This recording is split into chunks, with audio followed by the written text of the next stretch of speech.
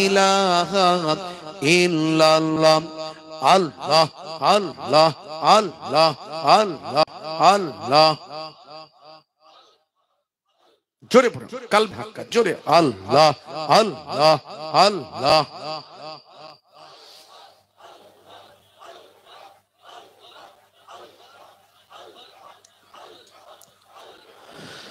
खालिक मालिक अल्लाह है बस अल्लाह है खालिक मालिक अल्लाह है बस अल्लाह है अल्लाह अल्लाह अल्लाह अल्लाह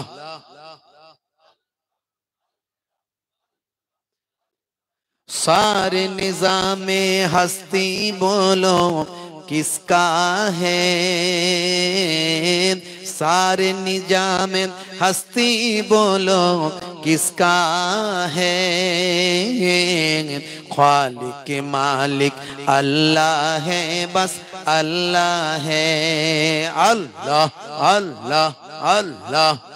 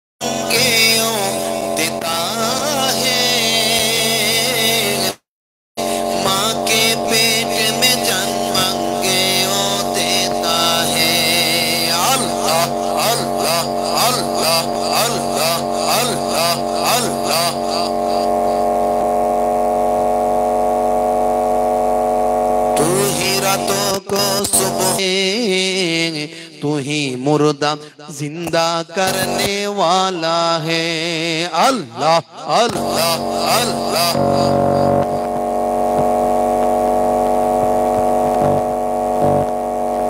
खालिक मालिक अल्लाह है बस अल्लाह है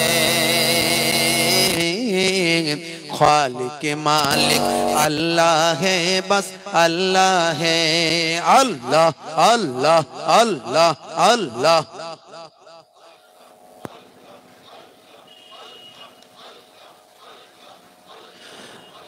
दरवाजे बंद करके गुनाह क्यों करता है दरवाजे बंद करके गुनाह क्यों करता है तन्हाई में देखने वाला अल्लाह है अल्लाह अल्लाह अल्लाह अल्लाह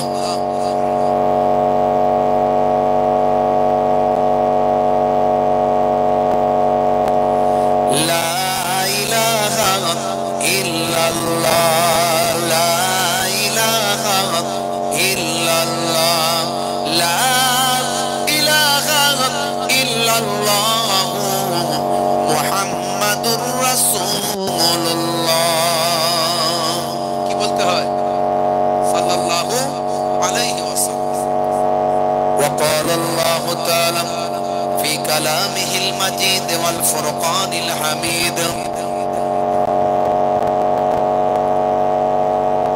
अतीउल्लाह व अतीउर रसूल व उलिल अम्र मिनकुम फ़इन तनाज़अतुम फी शैइन फरुद्दूहु इलल्लाहि वर रसूल वक़ाल अल्लाहु तआला अयज़न फी किताबिही मुख़बिरन या আইয়ুহাল্লাযীনা আমানুত্তাকুল্লাহ হাক্কা তুকাতিহি ওয়া লা তামুতুন্না ইল্লা ওয়া আনতুম মুসলিমুন। وقال الله تعالى أيضا في كتابه مخبرا وما رميت إذ رميت ولكن الله رمى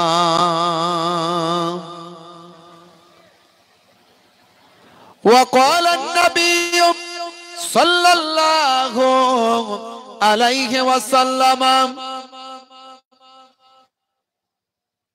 ووفاتي خير لكم تعرض علي أعمالكم وما رأيت من خير فحمدت الله عليه وما رأيت من شر فاستغفرت الله لكم إلى آخر الحديث أو كما قال عليه الصلاة والسلام.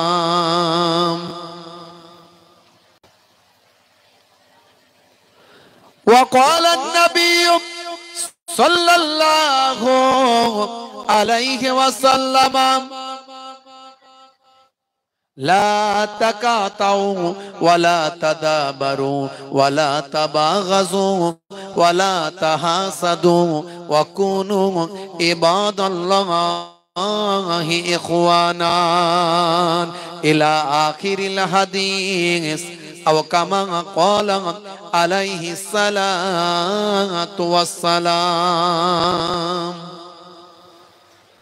শ্রদ্ধেয় সম্মানীয় আজকের সভার সভাপতি, সামনে উপবিষ্ট আমার পিতৃতুল্য বাপজিরা আছেন, তরুণ যুবকেরা আছে, স্নেহের বাচ্চারা, পর্দার আড়ালে আমার জননী মায়েরা বোনেরা আছেন, মাইক্রোফোনের আওয়াজে কান লাগিয়ে আছেন, জাতি ধর্ম বর্ণ নির্বিশেষে শ্রোতা বন্ধুরা আছেন, প্রত্যেককে আমি মোহেব্বুল্লাহ হুসাইনি আমার আন্তরিক সালাম শুভেচ্ছা ভালোবাসা জ্ঞাপন করি। আল্লাহ পাকের রহমত সমস্ত ঈমানদারের উপর হোক, জোরে বলুন আল্লাহুম্মা আমিন। ভাইরা আমার, তরুণ যুবকেরা আমার, মুরব্বিয়ানেরা, খুব অল্প সময়ের জন্য একটু জিকরুল্লাহ জিকরুন নবীর আলোচনা।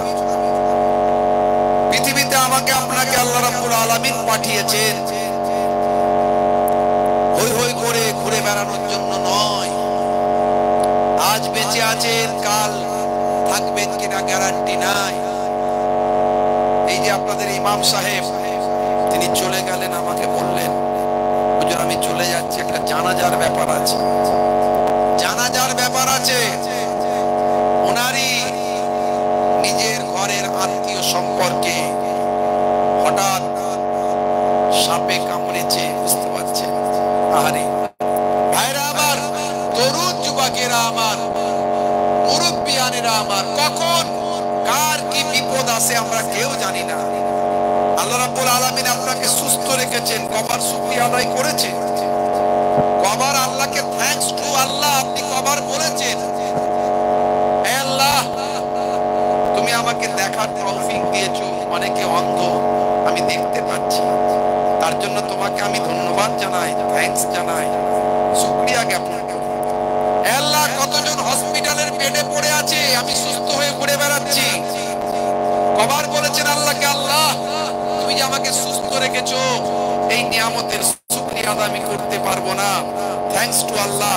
আল্লাহ তোমাকে শুকরিয়া জ্ঞাপন করি, তোমাকে থ্যাঙ্কস জানাই, তোমাকে ধন্যবাদ জানাই, তোমার কাছে শুকরিয়া জ্ঞাপন করি। কবার বলেছে? বলা হয়নি। আল্লাহ রাব্বুল আলামিন আপনাকে আমাকে সুস্থ রেখেছেন।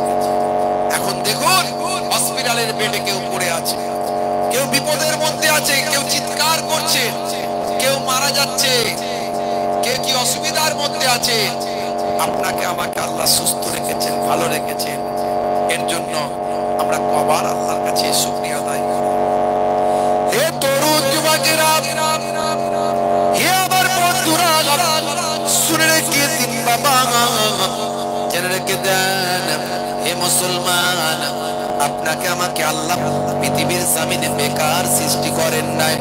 আপনাকে আমাকে সৃষ্টি করা হয়েছে, আমার আল্লাহর উদ্দেশ্য আছে। এই দুনিয়ার মানুষ উদ্দেশ্য হলো আল্লাহর দুটো। কি উদ্দেশ্য? বান্দা তোরা আমি আল্লাহকে বিশ্বাস করবি, মানবি, আমি আল্লাহকে এক বলে মানবি, লা শারীকা লাহু, তার কোনো শরীক নাই। আল্লাহর সঙ্গে কাউকে অংশী করবি না, আল্লাহর সমতুল্য সমকক্ষ কাউকে বানাবি না। আল্লাহ হলেন এক, লা শারীকা লাহু, আল্লাহর সমান আর কেউ নাই। আল্লাহর কোনো ছেলে নাই, আল্লাহর কোনো সন্তান নাই, আল্লাহর কেউ বাপ নাই, আল্লাহর কোনো কন্যা নাই, আল্লাহর কোনো বংশ নাই। আমার আল্লাহ হলেন এক। আল্লাহর ডেফিনেশন আল্লাহ কোরআন মাজিদের মধ্যে দিয়েছেন, সেই Allah is one, Allah is one who all depend, he begets not, not is he begotten, and none is like him. قل هو الله احد الله الصمد لم يلد ولم يولد ولم يكن له كفوا احد. हे তরুণ যুবকেরা, বান্দারে শুনে রেখে দে, তোরা আমি আল্লাহকে এক বলে বিশ্বাস করবি, ঈমানটা ঠিক করবি। ঈমান মানে হলো বিশ্বাস। ভালো করে ওয়াজটা শুনে রাখুন। সকালে আলোচনা করবেন, এত টাকা পয়সা খরচা করলেন, কেন করেছেন? এটা কি শুধু একটা অনুষ্ঠান নাকি উৎসব? এটা কি একটা আনন্দ করার জায়গা? জালসা দেওয়া মানে নাগরদোলনা চাপার জায়গা নয় ভাই আমার। এখানে ওই কি বলে আপনার ছেলেরা সব ফুর্তি করে, আনন্দ করে, ওই যে ড্যান্সিং মেশিন যে সমস্ত লাগায় এখানে ভাই আমার, বাচ্চারা লাফালাফি করে, এসব করার জায়গা নয়। জিকরুল্লাহ, জিকরুন নবীর মাহফিল যেখানে হয়, কোরআন এবং হাদিসের আলোচনা হবে। কোরআন কি জানেন বাবা? কোরআন হলো আল্লাহর বাণী।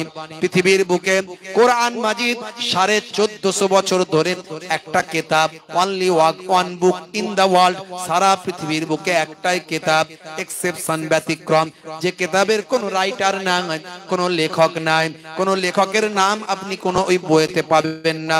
হে তরুণ যুবকেরা, 1450 বছর ধরে একটা লাইন, একটা অক্ষরকেও পরিবর্তন করার কারো হিম্মত হয় না। কত নেতা মহানেতা, কত বাদশা রাজা, কত বড় বড় ভাই আমার শিক্ষিত বুদ্ধিজীবী, কত জালেম বাদশা, কত ভাই আমার বিচক্ষণ ব্যক্তি পৃথিবীতে এসেছে, কোরআন মাজিদকে বদলানোর চেষ্টা করেছে, সে নিজেই বদলে গিয়ে কোরআনের ভক্ত শিষ্য হয়ে গিয়েছে। সেই কোরআনের মাহফিল এটা। আল্লাহ বলছেন বান্দারে শুনে রেখে দে, নাহানু নাযালনা যিকরা ওয়া ইন্না লাহু লাহাফিজুন। এই কোরআন মাজিদ আমি আল্লাহ নাজিল করেছি, আর এর হেফাজতের দায়িত্বটাও আমি আল্লাহ গ্রহণ করেছি।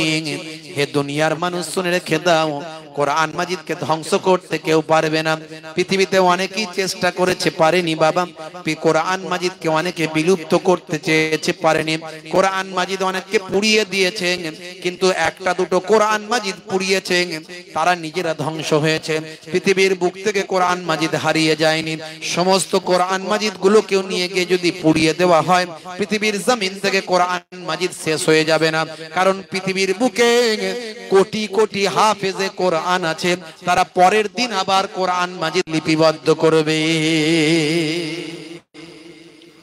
একজন হিন্দু কবি, এর আগে আমি বলেছি, বাংলাদেশের হিন্দু কবি, তিনি মিস্টার টেরি জোফকে চ্যালেঞ্জ করে বলেছিলেন, আপনি ঈদের দিনে কোরআন মাজিদ পড়াবেন বলেছেন, কিন্তু কটা কোরআন মাজিদ পড়াবেন? আপনি কোরআন মাজিদ পুড়িয়ে কিছু করতে পারবেন না।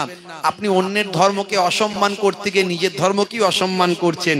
যে অন্যের ধর্মকে অসম্মান করে, সে আলটিমেটলি নিজের ধর্মকেই অসম্মান করে। কারণ ধর্ম হলো ভালোবাসার জিনিস, আবেগের জিনিস, জোর করে ধর্ম পালন হয় না। তো অন্যের ধর্মকে কোনোদিন খারাপ বলবেন না। কোরআন মাজিদ বলে দিয়েছে, লাকুম দীনুকুম ওয়ালিয়া দিন, তোমার ধর্ম তোমার কাছে, তার ধর্ম তার কাছে। বলা হয়েছে লা ইকরাহা ফিদ্দীন, ধর্মে কোনো জবরদস্তি নাই, জোর করে ধর্ম হয় না। হে মিস্টার টেরি জনস, আপনি শুধু শুধু কোরআনের পেছনে লেগে আছেন, নবীর পেছনে লেগে আছেন, আসলে আপনি নিজেরই ক্ষতি করছেন, নিজের ধর্মের ক্ষতি করছেন। যত আপনি কোরআনের বিরুদ্ধে লাগবেন, রাসূলের বিরুদ্ধে লাগবেন, তো মানুষের আগ্রহ জন্মাবে কোরআন নিয়ে গবেষণা করার, রাসূল নিয়ে গবেষণা করার। আর যারা কোরআন এবং রাসূল নিয়ে একবার গবেষণা করবে তারা কোরআন এবং রাসূলের ভক্ত হয়ে যাবে। যদি আগুন লেগে ধ্বংস হয়ে যায়, ধ্বংস হয়ে যায়। কবিতাটা গেয়েছেন হিন্দু কবি, এক হিন্দু কবি, আমার এক ভাই, নাম হলো mister Nakul Kumar Biswas, internet search করবেন পাবেন। যদি আগুন লেগে ধ্বংস হয়ে যায় পৃথিবীর সব বইয়ের দোকান, তবু বিশ্ব থেকে হারাবে না পবিত্র কোরআন। জোরে হবে না? জোরে হবে না? করবে কেমন করে কোরআন ধ্বংস আগুনের তেজ, করবে কেমন করে কোরআন ধ্বংস আগুনের তেজ। আছে বিশ্বে ভরা অগণিত কোরআনে হাফেজ, তারা ছাপি আসমানি গ্রন্থ, তারা ছাপি আসমানি গ্রন্থ, বাঁচাবে ইসলামের সম্মান, তবু বিশ্ব থেকে হারাবে না পবিত্র কোরআন। জোরে হবে না? আমার আল্লাহ বলে দিয়েছেন এই কোরআন মাজিদ আমি নাজিল করেছি, আর এই কোরআন মাজিদের হেফাজতের দায়িত্বটাও গ্রহণ করেছি।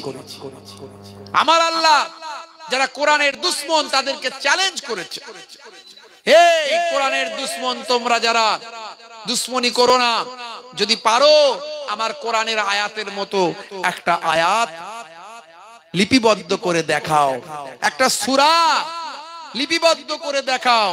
ওয়াইন কুনতুম ফি রাইবিম মিম্মা নাযালনা আলা আবদিনা ফাতু বিসূরাতিন মিন মিসলিহি ওয়াদউ শুহাদাআকুম মিন দুনিল্লাহি ইন কুনতুম সাদিকিন। যদি তোমরা সত্যবাদী হও। 1450 বছর আগে চ্যালেঞ্জ। কত বছর আগে? 1450 বছর। কোরআনের একটা সূরার মতো, একটা আয়াতের মতো আয়াত লিখে কেউ দেখাতে পারলো না। হে তরুণ যুবকেরা, সেই কোরআনের মাহফিল এটা কোন গান বাজনার মজলিস নয়, ড্যান্স বুকবুকি ড্যান্স, বুঝতে পারছেন? এখন জলসা মানি তো মেলা। কমিটির লোকেরা বলে হুজুর মেলা দিলে কিছু ইনকাম হয়, তাহলে ইনকামের জন্য কাজ করো, হেদায়েতের জন্য করার দরকার নাই। কথা ঠিক না ভুল? কিন্তু জলসা যদি হেদায়েতের জন্য দাও তাহলে মেলা বন্ধ করো। আমি ছোট হুজুরের নাতি, পিননগর হুজুরের পোতা, সব জায়গায় দীপ্ত কণ্ঠে বলি এই জলসাকে কেন্দ্র করে মেলা করবেন না। 10টা গ্রামের ছেলে মেয়েরা আসবে, ফুর্তি করবে, চলে যাবে। ভাই আমার ফোন নাম্বার দেবে আর নেবে, ফুচকা খাবে, আনন্দ করবে, পাঁচতলায় গল্প করবে, যত পাপ করবে, অন্যায় করবে, কমিটির লোকের ঘাড়েতেও একটা অংশ দোষ আল্লাহ চাপিয়ে দেবে। কথা ঠিক না বল? যদি জলসা যদি করো,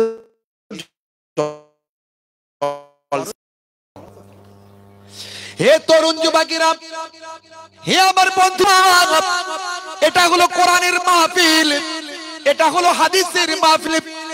আপনাদের পীরের ঘরের আওলাদ এসেছি, ফুরফুরা শরীফের ছোট হুজুর কেবলার নাতি এসেছি। ছোট হুজুর কেবলা ওয়াজ করতেন বাবা, সুলতানুল ওয়াইজিন বলা হতো।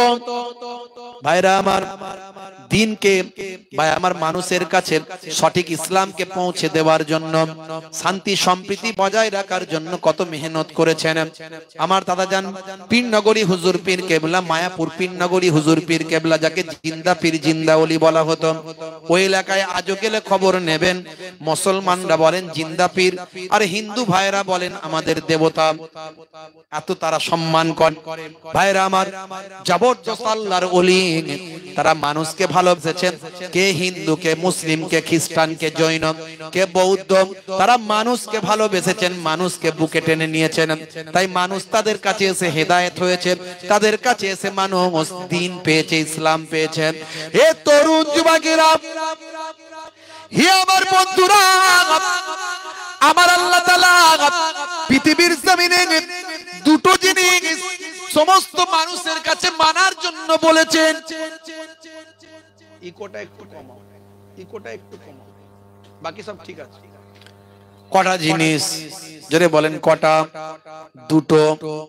একটা হলো বান্দা ইমানদার হয়ে যাও, একটা হলো বান্দা ইমানদার হয়ে যাও, আর একটা হলো বান্দা আমলওয়ালা হয়ে যাও। ইমানদার কাকে বলে প্রথমে বুঝে নেবেন। ওয়াজ জীবনে অনেক শুনছেন, শুনবেন। সকালবেলা একটু চায়ের দোকানে আপনাকে প্রশ্ন করবে, হ্যাঁ ওয়াজ শুনলি, কি ওয়াজ হলো? কথা ঠিক না ভুল? এত টাকা খরচা করলেন, কি পেলেন? লাভ লোকসানের অঙ্ক কষবেন কি কষবেন না? সবকিছুর লাভ লোকসান আছে। এত টাকা খরচা করলেন, তারও একটা লাভ লোকসান থাকবে। এ তরুণ যুবকেরা আমার, একটু সকালবেলা গবেষণা করবেন। ওয়াজ শুনছেন বাপ, হে জওয়ান যুবকেরা, ওয়াজ শুনে যদি আপনি পরিবর্তন না হলেন, তাহলে আপনার কি লাভ হলো? শুধু ওয়াজ শোনাই হলো, শোনার সব পেলেন কিন্তু পাল্টালেন না। অথচ 1 ঘন্টার আলোচনা যদি আলোচনার মতো আলোচনা হয়, বক্তা যদি বলার মতো বলতে পারে, শ্রোতা যদি শোনার মতো শুনতে পারে, 1 ঘন্টার আলোচনা আমার নানাজান ছোট হুজুর কেবলার কথা নয়, আমার দাদাজান মায়াপুর পিননগরী হুজুর কেবলার কথা নয়, আমার আব্বাজান হরিণ খোলা হুজুর পীর কেবলার কথা নয়। কথাটা হলো দো জাহানের বাদশাহ হাবিবুল্লাহর কথা। দয়ার নবী বলেছেন, হে দুনিয়ার মানুষ শোনো, তাদারিসুল ইলম, ইলমের দার্স নাও, ফিল লাইলে, রাতের বেলা, সাআতান 1 ঘন্টা। 1 ঘন্টা যদি ইলমের দার্স নাও, 1 ঘন্টা যদি দ্বীনের তালিম নাও, 1 ঘন্টা যদি ওয়াজটা শোনার মতো শোনো, বক্তা যদি বলার মতো বলতে পারে, আর শ্রোতা যদি শোনার মতো শুনতে পারে, ওই 1 ঘন্টার আলোচনার মর্যাদা শোনো। দয়ার নবী বলেন, খায়রুম মিন আহিয়াইহা, সারা জীবন ধরে যত নফল ইবাদত করো, তার থেকে 1 ঘন্টার আলোচনাটা অনেক ভালো। জোরে হবে না? কার কথা? দয়ার নবীর কথা, হাদিস। 1 ঘন্টার তালিম, ওয়াজ শোনার মতো শুনুন বাপ। আমা তাওফীকি ইল্লা বিল্লাহ, আমার আল্লাহ আমাকে যদি বলিয়ে নেন একটু মন দিয়ে, তাহলে সমস্ত নবীরা, সমস্ত রাসূলেরা, সমস্ত আউলিয়ায়ে কেরামেরা পৃথিবীর মানুষকে দুটো বার্তা দিয়েছে। দুটো বার্তা। কটা? জোরে বলেন কটা? দুটো বার্তা। তার মধ্যে একটা হলো ইমানদার হয়ে যাও, একটা হলো ইমানদার হয়ে যাও, আর একটা হলো আমলওয়ালা হয়ে যাও। যদি আমরা এই দুটো বার্তা গ্রহণ করতে পারতাম, মুসলমান কখনো খারাপ হতো না, মুসলমান কখনো অপরাধী হতো না, মুসলমান কখনো ডাকাতি, চুরি চামারি, ছিনতাই করতো না, মুসলমান কখনো জেনা ব্যভিচারে লিপ্ত হতো না, মুসলমান কখনো লটারিখোর, পাত্তাখোর, গাঁজাখোর, তারিখোর, মদখোর, জেনাখোর মুসলমান হতো না। এই দুটো বার্তা যদি আমরা গ্রহণ করতাম, মুসলিম তুমি নামে হলে আজ, কামে হলে না ভাই। মুসলিম দেখো অপরাধে লিপ্ত কেন হয়? মুসলিম তুমি কোরআন হাদিস পড়তে জানো না, মুসলিম তুমি মসজিদেতে নামাজে এলে না। মুসলিম তুমি নামে হলে আজ, মুসলিম তুমি নামে, মুসলিম এলে ন্যায়ের পথে সমাজ বদলাবে রে, সমাজ বদলাবে। মুসলিম তুমি নামে হলে আজ, কামে হলে না ভাই। মুসলিম দেখো অপরাধে লিপ্ত কেন হয়? বমে বারুদে নেশার থালায় হবে না কারো সাথী, বমে বারুদে নেশার থালায় হবে না কারো সাথী। সালাউদ্দিন আর তাগুলের তুমি যে উত্তরসূরি, ব্যঙ্গ কার্টুনে, ব্যঙ্গ সিনেমায় নবীর সম্মান কমে না, ব্যঙ্গ কার্টুনে, ব্যঙ্গ সিনেমায় নবীর সম্মান কমে না। গুগল সার্চে সেরা মনীষী খুঁজে দেখো না, গুগল সার্চ করুন আমরা কোন নবীর শিষ্য। গুগল, এই গুগল তো মুসলমানের ছেলেপুলে তৈরি করা নয়, মুসলিম রাষ্ট্রের তৈরি করা নয়।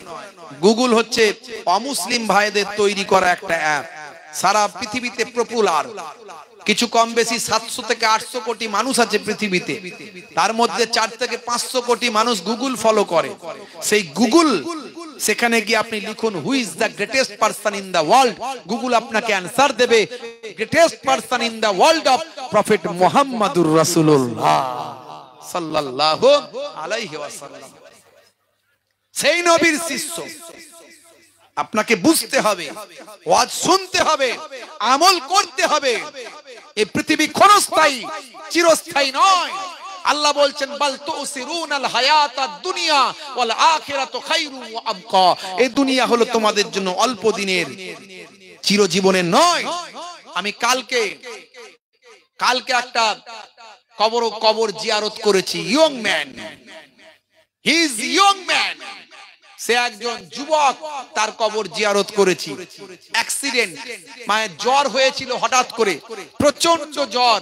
ভাই আমার প্লেটলেটটা কমে গেছে, শরীরের অবস্থা খারাপ। আরে ভাই আমার আর বাঁচলো না, আল্লাহর ডাকে সাড়া দিয়ে দিল। খুব নেক মানুষ ছিল, ভালো মানুষ, মানুষের সেবক ছিল, অনেক উপকার করত। আজকেও যা শুনলাম, এ বেচারাও খুব নামাজি, পরেশগার, আল্লাহওয়ালা মানুষ, খুব ভালো মানুষ ছিল। আল্লাহর ডাকে সাড়া দিল। সব ইয়ং ম্যান, যুবক। হে যুবক, তুমি আজকে ঘুরে বেড়াচ্ছ, তুমি জানো না 5 দিন পরে তোমার মৃত্যু লেখা আছে। আমি আজকে ঘুরে বেড়াচ্ছি, আমি জানি না আমার কবে মৃত্যু লেখা আছে। যতক্ষণ বেঁচে থাকবো ততক্ষণ আল্লাহর পথে ফিরে এসো, ততক্ষণ আল্লাহর দ্বীনের পথে চলো, এবং নামাজের পাটিতে সিজদায় গিয়ে দোয়া চাও, আল্লাহ তুমি আমার হায়াত দারাজ করে দাও। যদি তোমার নির্দিষ্ট হয়ে থাকে, মওত যদি নির্দিষ্ট হয়ে থাকে, তাকদীর যদি মুআয়্যান হয়ে যায়, তোমার হায়াত বাড়বে না, দোয়া চাইলেও বাড়বে না। আর যদি তাকদীর অনির্দিষ্ট হয়, তাকদীর দুই প্রকার, একটা নির্দিষ্ট, একটা অনির্দিষ্ট। কিছু জিনিস আছে নির্দিষ্ট হয়ে গেছে, ওর কোনো চেঞ্জ হবে না। তুমি নিজে দোয়া চাও, তোমার বাম্মা দোয়া চাক, কোন ওলি আল্লাহ দোয়া চাক, তাও হবে না।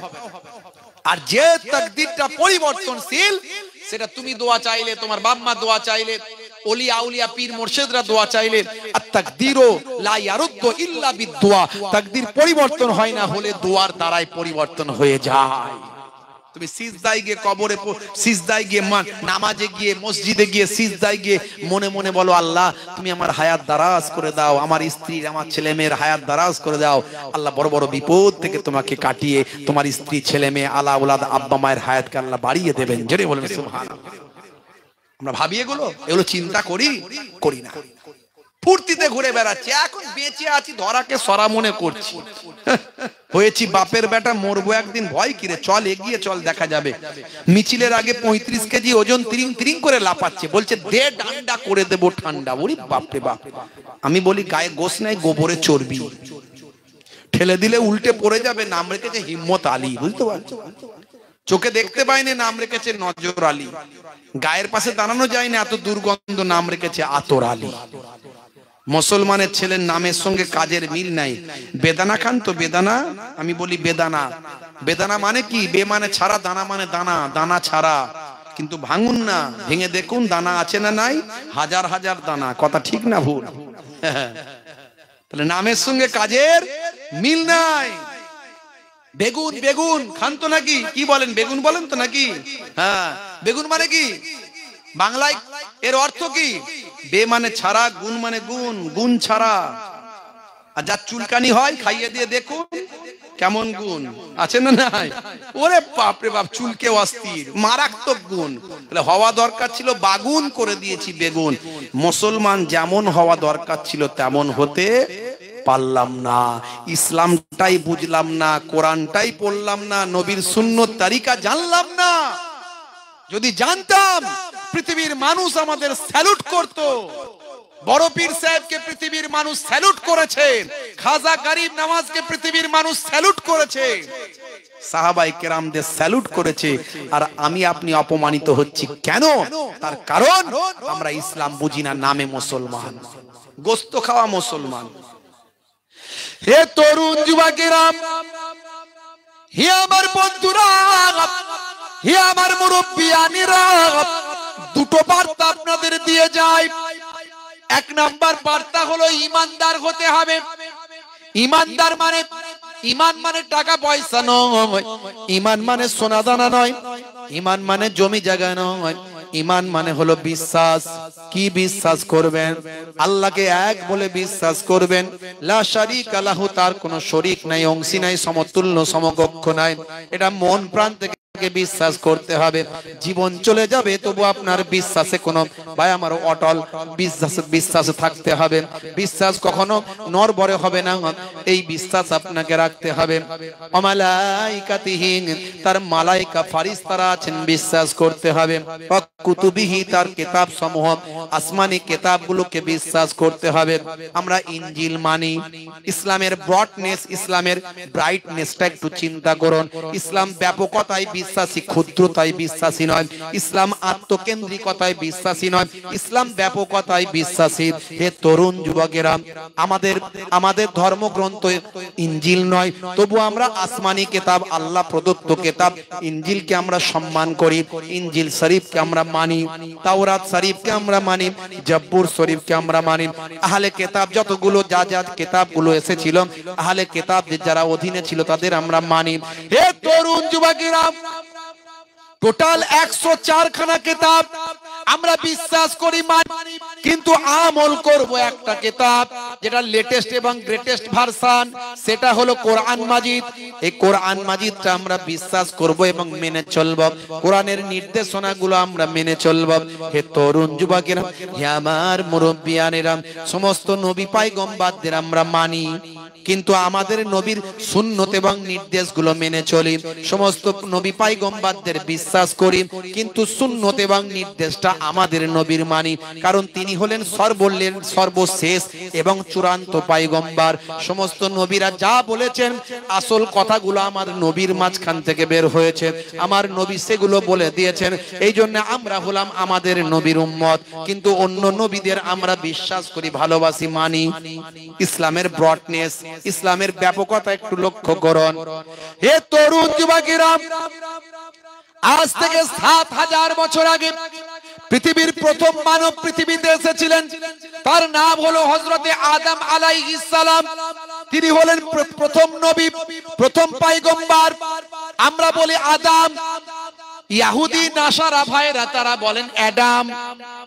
আমরা বলি আদম, তারা বলে অ্যাডাম। আমরা বলি হাওয়া, তারা বলে ঈভ। আমরা বলি দাউদ, তারা বলে ডেভিড। আমরা বলি সুলাইমান, তারা বলে সুলেমান। আমরা বলি ইব্রাহিম, তারা বলে আব্রাহাম। আমরা বলি মুসা, তারা বলে মোজেস। আমরা বলি ঈসা, তারা বলে যিশু। আমরা বলি মারিয়াম, তারা বলে মেরি। দেখবেন, পড়বেন, বই পড়লে বুঝতে পারবেন।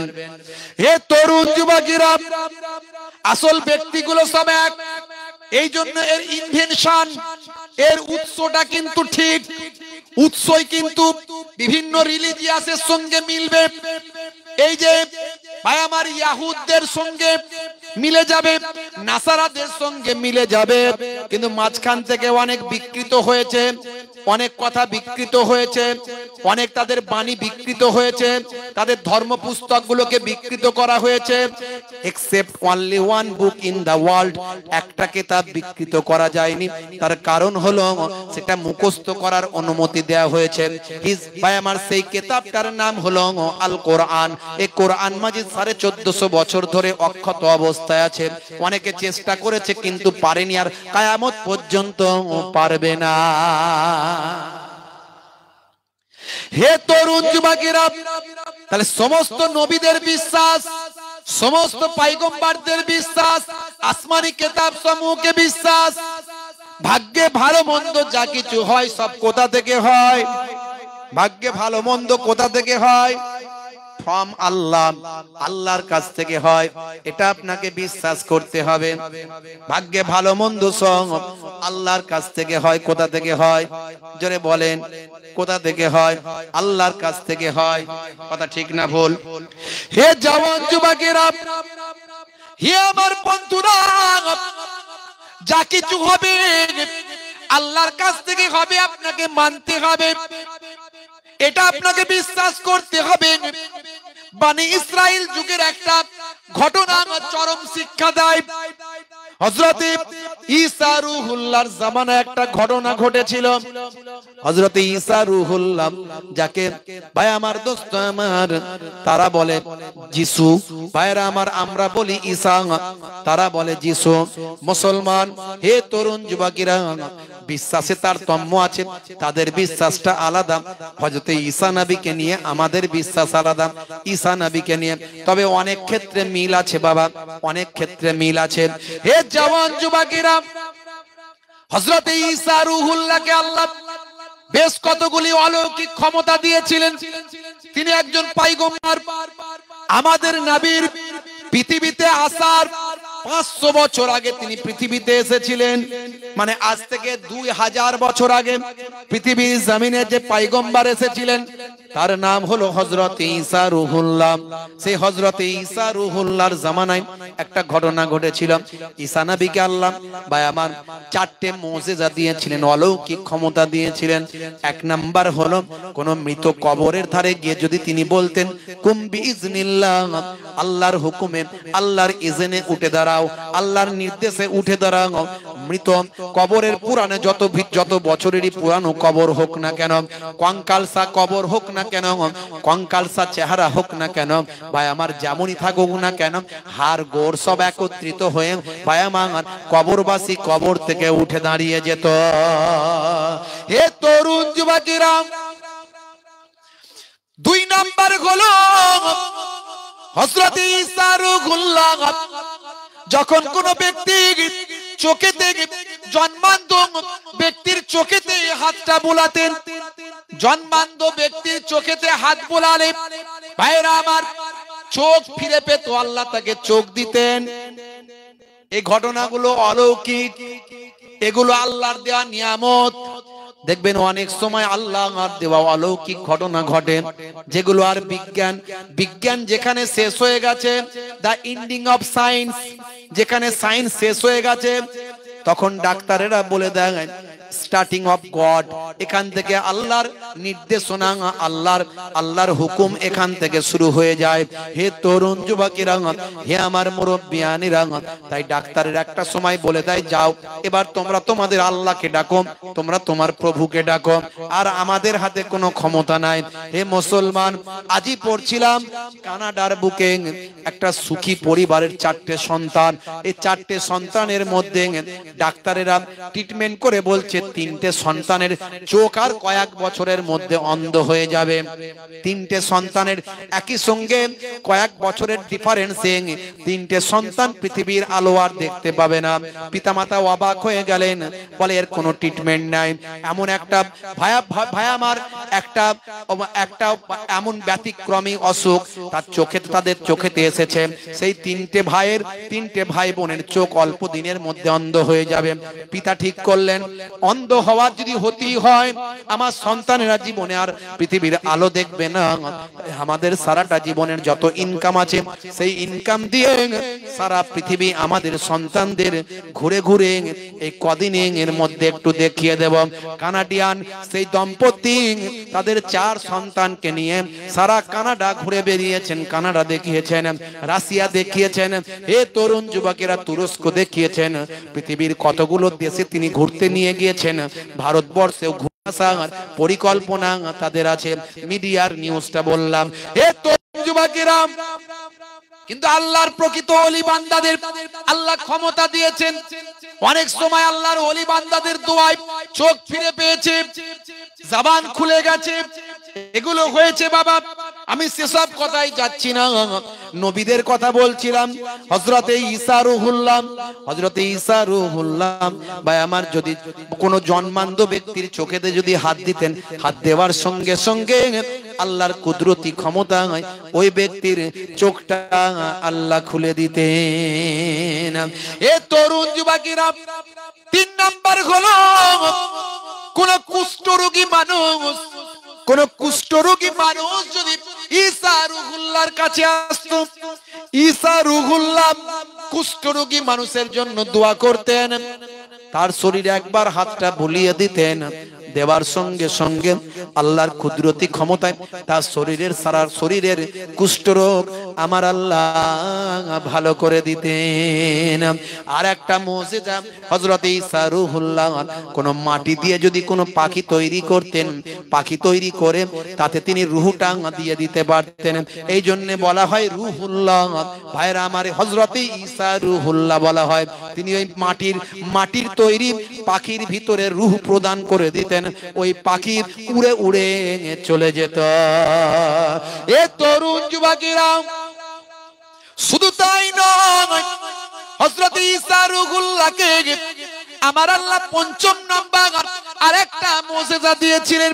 কোন ভক্ত শিষ্য যদি তার বাড়িতে আসতেন, তার কাছে আসতেন, তার সঙ্গে সাক্ষাৎ করতেন, হযরত ঈসা রূহুল্লাহ বলে দিতে পারতেন তার বাড়িতে আজকে কি রান্না হয়েছে, অটোমেটিক বলে দিতেন।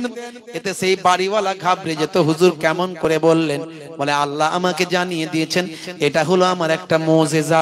এই মুজিজা দেখিয়ে মানুষকে ইসলামের দিকে আহ্বান করতেন। প্রত্যেকটা নবীরা মানুষকে এই সমস্ত অলৌকিক ক্ষমতা দেখিয়ে ইসলামের পথে আহ্বান করতেন। জোরে হবে না? সমস্ত নবীরা ছিলেন মুসলমান। সমস্ত নবীরা ছিলেন কে? মুসলমান। বুঝতে পারছেন? বনি ইসরাইলদের পক্ষ, ভাই আমার, ভিতর থেকে অনেক নবীরা পয়গম্বর এসেছেন। কেউ কেউ বলে ইয়াহুদার বংশধর থেকে এসেছে। না, ইয়াহুদার বংশধরদের বলা হয় ইহুদি। ইয়াহুদার বংশধর থেকে কোন নবী আসেনি। যা নবী এসেছে অন্যান্য ভাইদের বংশধর থেকে এসেছে। ভাইরা আমার, ইউসুফ নবী বনিয়ামিন থেকে এসেছে বেশি। বুঝতে পারছেন? হে তরুণ যুবকেরা, হে আমার বন্ধুরা, হে আমার মুরব্বিয়ানিরা, শুনে রেখে দিন বাবা, হযরতে ঈসা রূহুল্লাহ সেই জামানার একটা ঘটনা ঘটেছিল। হযরতে ঈসা রূহুল্লাহর জামানায় বাবা, ভাইরা আমার, একজন ব্যক্তি ছিল। সে তার স্ত্রীকে বড় ভালোবাসতো। তার স্ত্রী ছিল খুবই সুন্দরী, তারা একদম প্রেমিক প্রেমিকার মতো। ভাইরা আমার, তার স্ত্রীও তাকে ভালোবাসতো, তার স্বামীও তাকে খুব ভালোবাসতো। স্ত্রী ছিল সেই জামানার সবচেয়ে বড় একজন সুন্দরী নারী। এত ভালোবাসতো, এত ভালোবাসতো, বিশেষ করে ওই স্বামী তার স্ত্রীর জন্য বা আমার নিজের জীবনটাকে উৎসর্গ করে দেবার মতো প্রচন্ড পরিমাণে তার স্ত্রীকে ভালোবাসতো। হে জওয়ান যুবকেরা, স্ত্রী যদি স্বামীর বিরোধিতা করত বা স্বামীর সঙ্গে ঝগড়া করত, স্বামী সব মেখে নিত, প্রত্যুত্তর দিত না, ঝগড়া করত না। কারণ সে তার স্ত্রীকে প্রচন্ড পরিমাণে ভালোবাসে। এমন ভালোবাসা সচরাচর দেখা যায় না। হে তরুণ যুবকেরা, এই ঘটনাখানা ঘটেছে হযরত ঈসা রূহুল্লাহর জামানায়, বনি ইসরাইলদের জামানায় ঘটনাখানা ঘটেছে। হে মুসলমান, একটুখানি লক্ষ্য করুন। সেই সময় দেখতে পাওয়া যায় বহুদিন ধরে এইভাবে তাদের সংসার চলে। স্ত্রীর জন্য নিজের জীবন পর্যন্ত সে দিতে পারে, এতটাই তার স্ত্রীকে সে ভালোবাসে। পৃথিবীর কোন দিকে কোন মহিলার দিকে তার কখনো নজর যায়নি। সে তার স্ত্রীকে নিয়ে প্রেমাসক্ত হয়ে থাকে। হে তরুণ যুবকেরা, বন্ধুরা আমার, শুনুন, আল্লাহর হুকুম হলো আজরাইল ফেরেশতাকে আল্লাহ পাঠিয়ে দিলেন, যাও ওই ব্যক্তির স্ত্রীর জানটা, রূহটা কবজ করো। আজরাইল ফেরেশতা তার রূহটা কবজ করে নিল। এই কবজ করার পরে রূহ বেরিয়ে গেল। ওই বনি ইসরাইলের ওই মহিলা মারা গেল, সুন্দরী নারী মারা যাওয়ার পরে নিরুপায়। হে তরুণ যুবকেরা, ওই জেসেমটাকে, ডেড বডিটাকে আঁকড়ে ধরি ওই পুরুষটা, ওই স্বামীটা আর কাঁদতে লাগলো। এমন পাগলের মতো হয়ে গেল কেঁদে কেঁদে। ভাই আমার, মানুষজন বুঝিয়ে সুজিয়ে ওই মহিলাকে কবরস্থ করে আসলো, কবরস্থ করলো, কবরে দাফন করলো। কিন্তু ওই যুবক তার স্ত্রীকে কবরে দেওয়া মেনে নিতে পারলো না। ভাইরা আমার, হে জওয়ান যুবকেরা, ওই মহিলার কবরের ধারে দিনের পর দিন, রাতের পর রাত সে কাটাতে লাগলো। এইভাবে 1 মাস 2 মাস নয়, 3 মাস 4 মাস নয়, 5 মাস 6 মাস নয়। লোকে মনে মনে ভাবলো সে তার স্ত্রীকে খুবই ভালোবাসে। কিছুদিন গেলে আস্তে আস্তে তার এই অবস্থাটা কেটে যাবে, যেহেতু সে মারা গেছে, দুনিয়ার জমিনে আর নাই। হে জওয়ান যুবকেরা, কিন্তু তার জন্য হয়ে গেল ব্যতিক্রম। কয়েক বছর কেটে গেল, তবুও সে তার স্ত্রীকে ভুলতে পারে না। সে কবরের ধারেই বসে থাকে, সে কবরের ধারেই পড়ে থাকে। বন্ধুরা আমার, এখনকার যুগে মুসলমান আমাদের স্ত্রীকে আমরা কতটা ভালোবাসি, বাসি তো নাকি? এই ভালোবাসা নবী শিখিয়েছে না শেখায়নি? কথা বলেন, শিখিয়েছে না শেখায়নি? এখন ভাইরা আমার, মুসলমানের ছেলেরা ভালোবাসা শেখে নবীর কাছ থেকে না শাহরুখ খানের কাছ থেকে? কার কাছ থেকে? শাহরুখ খানের কাছ থেকে শেখে ভালোবাসা। ওরে বাপ রে বাপ, কি ভালোবাসা! সব বিয়ের আগে, বিয়ের পরে নয়, বিয়ের আগে সব ভালোবাসা। হাত কেটে রক্ত বের করে দেবে, আই লাভ ইউ, তোমার জন্য জীবন দেবো। উড়ি সর্বনাশ! রেল লাইনে মাথা দেব, বিষ খেয়ে মরে যাব, তবু তোমাকে আমি পাবো, তোমাকে না পেলে জীবনটা আমি দেব। উড়ি সর্বনাশ! হাই রে হাই! বাপ বলে আমার একটাই ছেলে মরে যাবে, যা হবে হবে, তাড়াতাড়ি বিয়ের ব্যবস্থা করতে হবে। যে কোনো ভাবে ম্যানেজ করে বিয়েটা দিল। 2-3 বছর কাটতে না কাটতে 2-1টা ছেলে পুলের বাচ্চা কাচ্চার বাম্মা হলো। তারপরে হঠাৎ করে দেখা গেল ভালোবাসা পালিয়ে গেল। এবার রাতে বেলায় মাঝে মাঝে বায়ামাস খুঁটিতে নাটিতে সামান্য বিষয় নিয়ে ঝগড়া হয়। সেই ঝগড়া হাতাহাতি পর্যন্ত যায়, ক্রিকেট বল আর ফুটবলে পরিণত হয়। ঢিসুম ঢাসাম, ঘরের কাছ দিয়ে গেলেই শব্দ হয়। কথা ঠিক না ভুল? বলে লেগে গেছে খেল। বলে কি হলো রে? এত ভালোবাসা ছিল, হাত কেটে রক্ত বের করেছিল, বলেছিল আই লাভ ইউ, তোমার জন্য জীবন দেব। আজ জীবন কোথায় গেল? বলো ভালোবাসা সব জানলা দিয়ে বেরিয়ে গেছে। কথা ঠিক না ভুল? শিক্ষকের স্ত্রী ঝগড়ার সময় বলে আমাকে বেশি শেখাতে এসো না। অভিনেতার স্ত্রী ঝগড়ার সময় বলে আমার সঙ্গে নাটক করো না। দোকানদারের স্ত্রী ঝগড়ার সময় বলে আমাকে সস্তার মাল পেয়েছো। আর ইঞ্জিনিয়ারের স্ত্রী ঝগড়ার সময় বলে মেরে বালি চাপা দিয়ে দেব। কসাইয়ের স্ত্রী ঝগড়ার সময় বলে কেটে টুকরো টুকরো করে দেব। আর জেলের স্ত্রী ঝগড়ার সময় বলে মেরে শুটকি মাছ বানিয়ে দেব। এখন টেম্পার কার কম কার বেশি? সমান সমান হাই লেভেল। কারণ তাদের মধ্যে তো শাহরুখ খানের কাছ থেকে প্রেম শিখেছেন। স্বামী স্ত্রীর প্রতি হক আছে, স্ত্রী স্বামীর প্রতি হক আছে, এসব তারা জানে না, জানার দরকারও নাই। আল্লাহর নবী বলেন, হে মায়েরা বোনেরা শুনে রেখে দেন, আল্লাহর নবী বলেন যদি পৃথিবীর বুকে কোন মানুষকে সিজদা করার অনুমতি দিতাম, তাহলে আমি নবী বলতাম হে মেয়েরা, হে মায়েরা বোনেরা, তোমরা তোমাদের স্বামীর পায়ে সিজদা করবে। স্বামীর মর্যাদা স্ত্রীর কাছে এতটা দেয়া হয়েছে, এত বিশাল পরিমাণে মর্যাদা দেয়া হয়েছে। আপনি বলবেন এতে মহিলাদের ছোট করা হয়েছে, আপনার এটা স্বাভাবিক মনে হতে পারে। আসলে না না না, দেখুন স্ত্রীর মর্যাদা কত দেয়া হয়েছে। ভাই আমার, একটা স্বামী যদি নামাজি পরেজগার আল্লাহওয়ালা হয়, কিয়ামতের দিনে ভাই আমার জান্নাতে যাওয়ার আগে সর্বশেষ ক্লিন চিট, সর্বশেষ সার্টিফিকেট নেবে তার স্ত্রীর কাছে। স্ত্রী তাকে যদি সার্টিফিকেট দেয়, আমার স্বামী আমার হকটা আদায় করেছিল, আমার দায়িত্ব নিয়েছিল, দায়িত্ব ঠিকঠাক পালন করেছিল, আমার যা কিছু প্রয়োজন সব অভাব অভিযোগ মিটিয়েছিল, এই ক্লিন চিট, এই সার্টিফিকেট না পেলে একজন স্বামীও জান্নাতে যেতে পারবে না। ইসলামে কাউকে ছোট করা হয়নি, ইসলাম বুঝতে হবে। অনেকে বোঝে না তাই সমালোচনা করে। পিতামাতার সম্মান কত দেয়া হয়েছে। হে তরুণ যুবকেরা, নবী বলেছেন হুমা জান্নাতুকা ওয়া নারুকা, তোমাদের বাম্মাই জান্নাত, তোমাদের বাম্মাই হলো জাহান্নাম। মুসলমানের ছেলে বাপ-মাকে গেছে ভুলে, বুড়ো বাপ বুড়ি মাকে ঠিক মতো দেখাশোনা করে না, ঝগড়া করে। আব্বা জায়গা লিখে দেবে তো দাও, নাহলে চললাম। কোথায় যাবি? কোথায় যাবি? পল্টুর ছেলে পল্টুর বাপ পল্টুকে জায়গাটা লিখেছে, তুমি কবে লিখে দেবে বলো? বলে তুই তো আমার একটাই ছেলে, আমি মারা গেলে তোর সব। বলে ও সব কথা বুঝি না, আমাকে কবে লিখে দেবে সেটা বলো। বলে বাবা আমি বেঁচে আছি, এখনই লিখে নিতে চাস? বলে তাই, কোনো অসুবিধা নাই।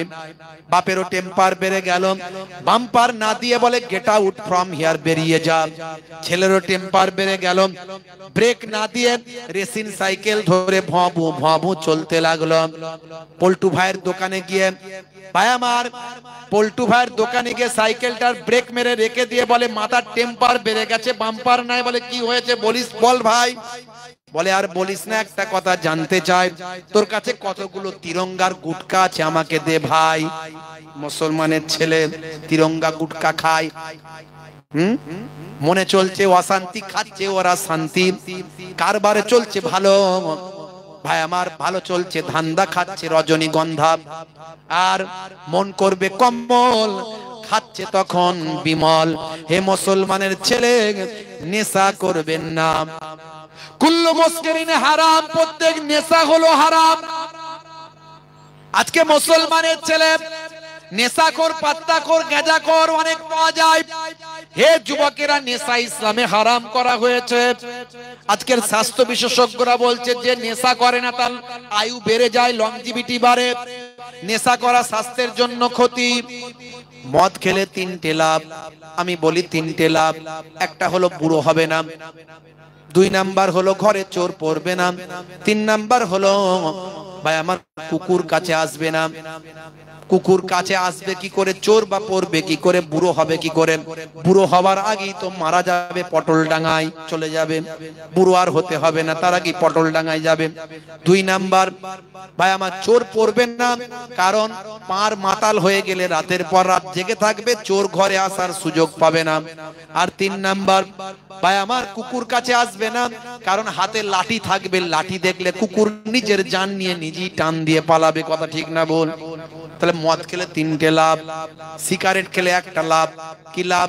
ফুসফুস লাংস গুলো সব কালো হয়ে যাবে, আস্তে আস্তে ক্যান্সারের দিকে চলে যাবে। No answer. আপনি দেখবেন ফুসফুস লাংস এগুলো আর যে বায়ু বাতাস ধরে রাখার ক্যাপাসিটি তাদের কমে যাবে। ইন্টারনেট ইউটিউবে গিয়ে সার্চ দিয়ে দেখবেন, একজন উইদাউট স্মোকার আর একজন উইথ স্মোকার, দুজনের ভাই আমার ফুসফুস লাংস গুলো আপনি দেখবেন কি অবস্থা হয়েছে। হে যুবকেরা, বিড়ি সিগারেট খেলে তার সবচেয়ে বড় প্রবলেম কি জানেন? ক্যান্সারের দিকে ধাবিত হয়ে যাবেন। Smoking is injurious to health সেখানে বলা হয়েছে।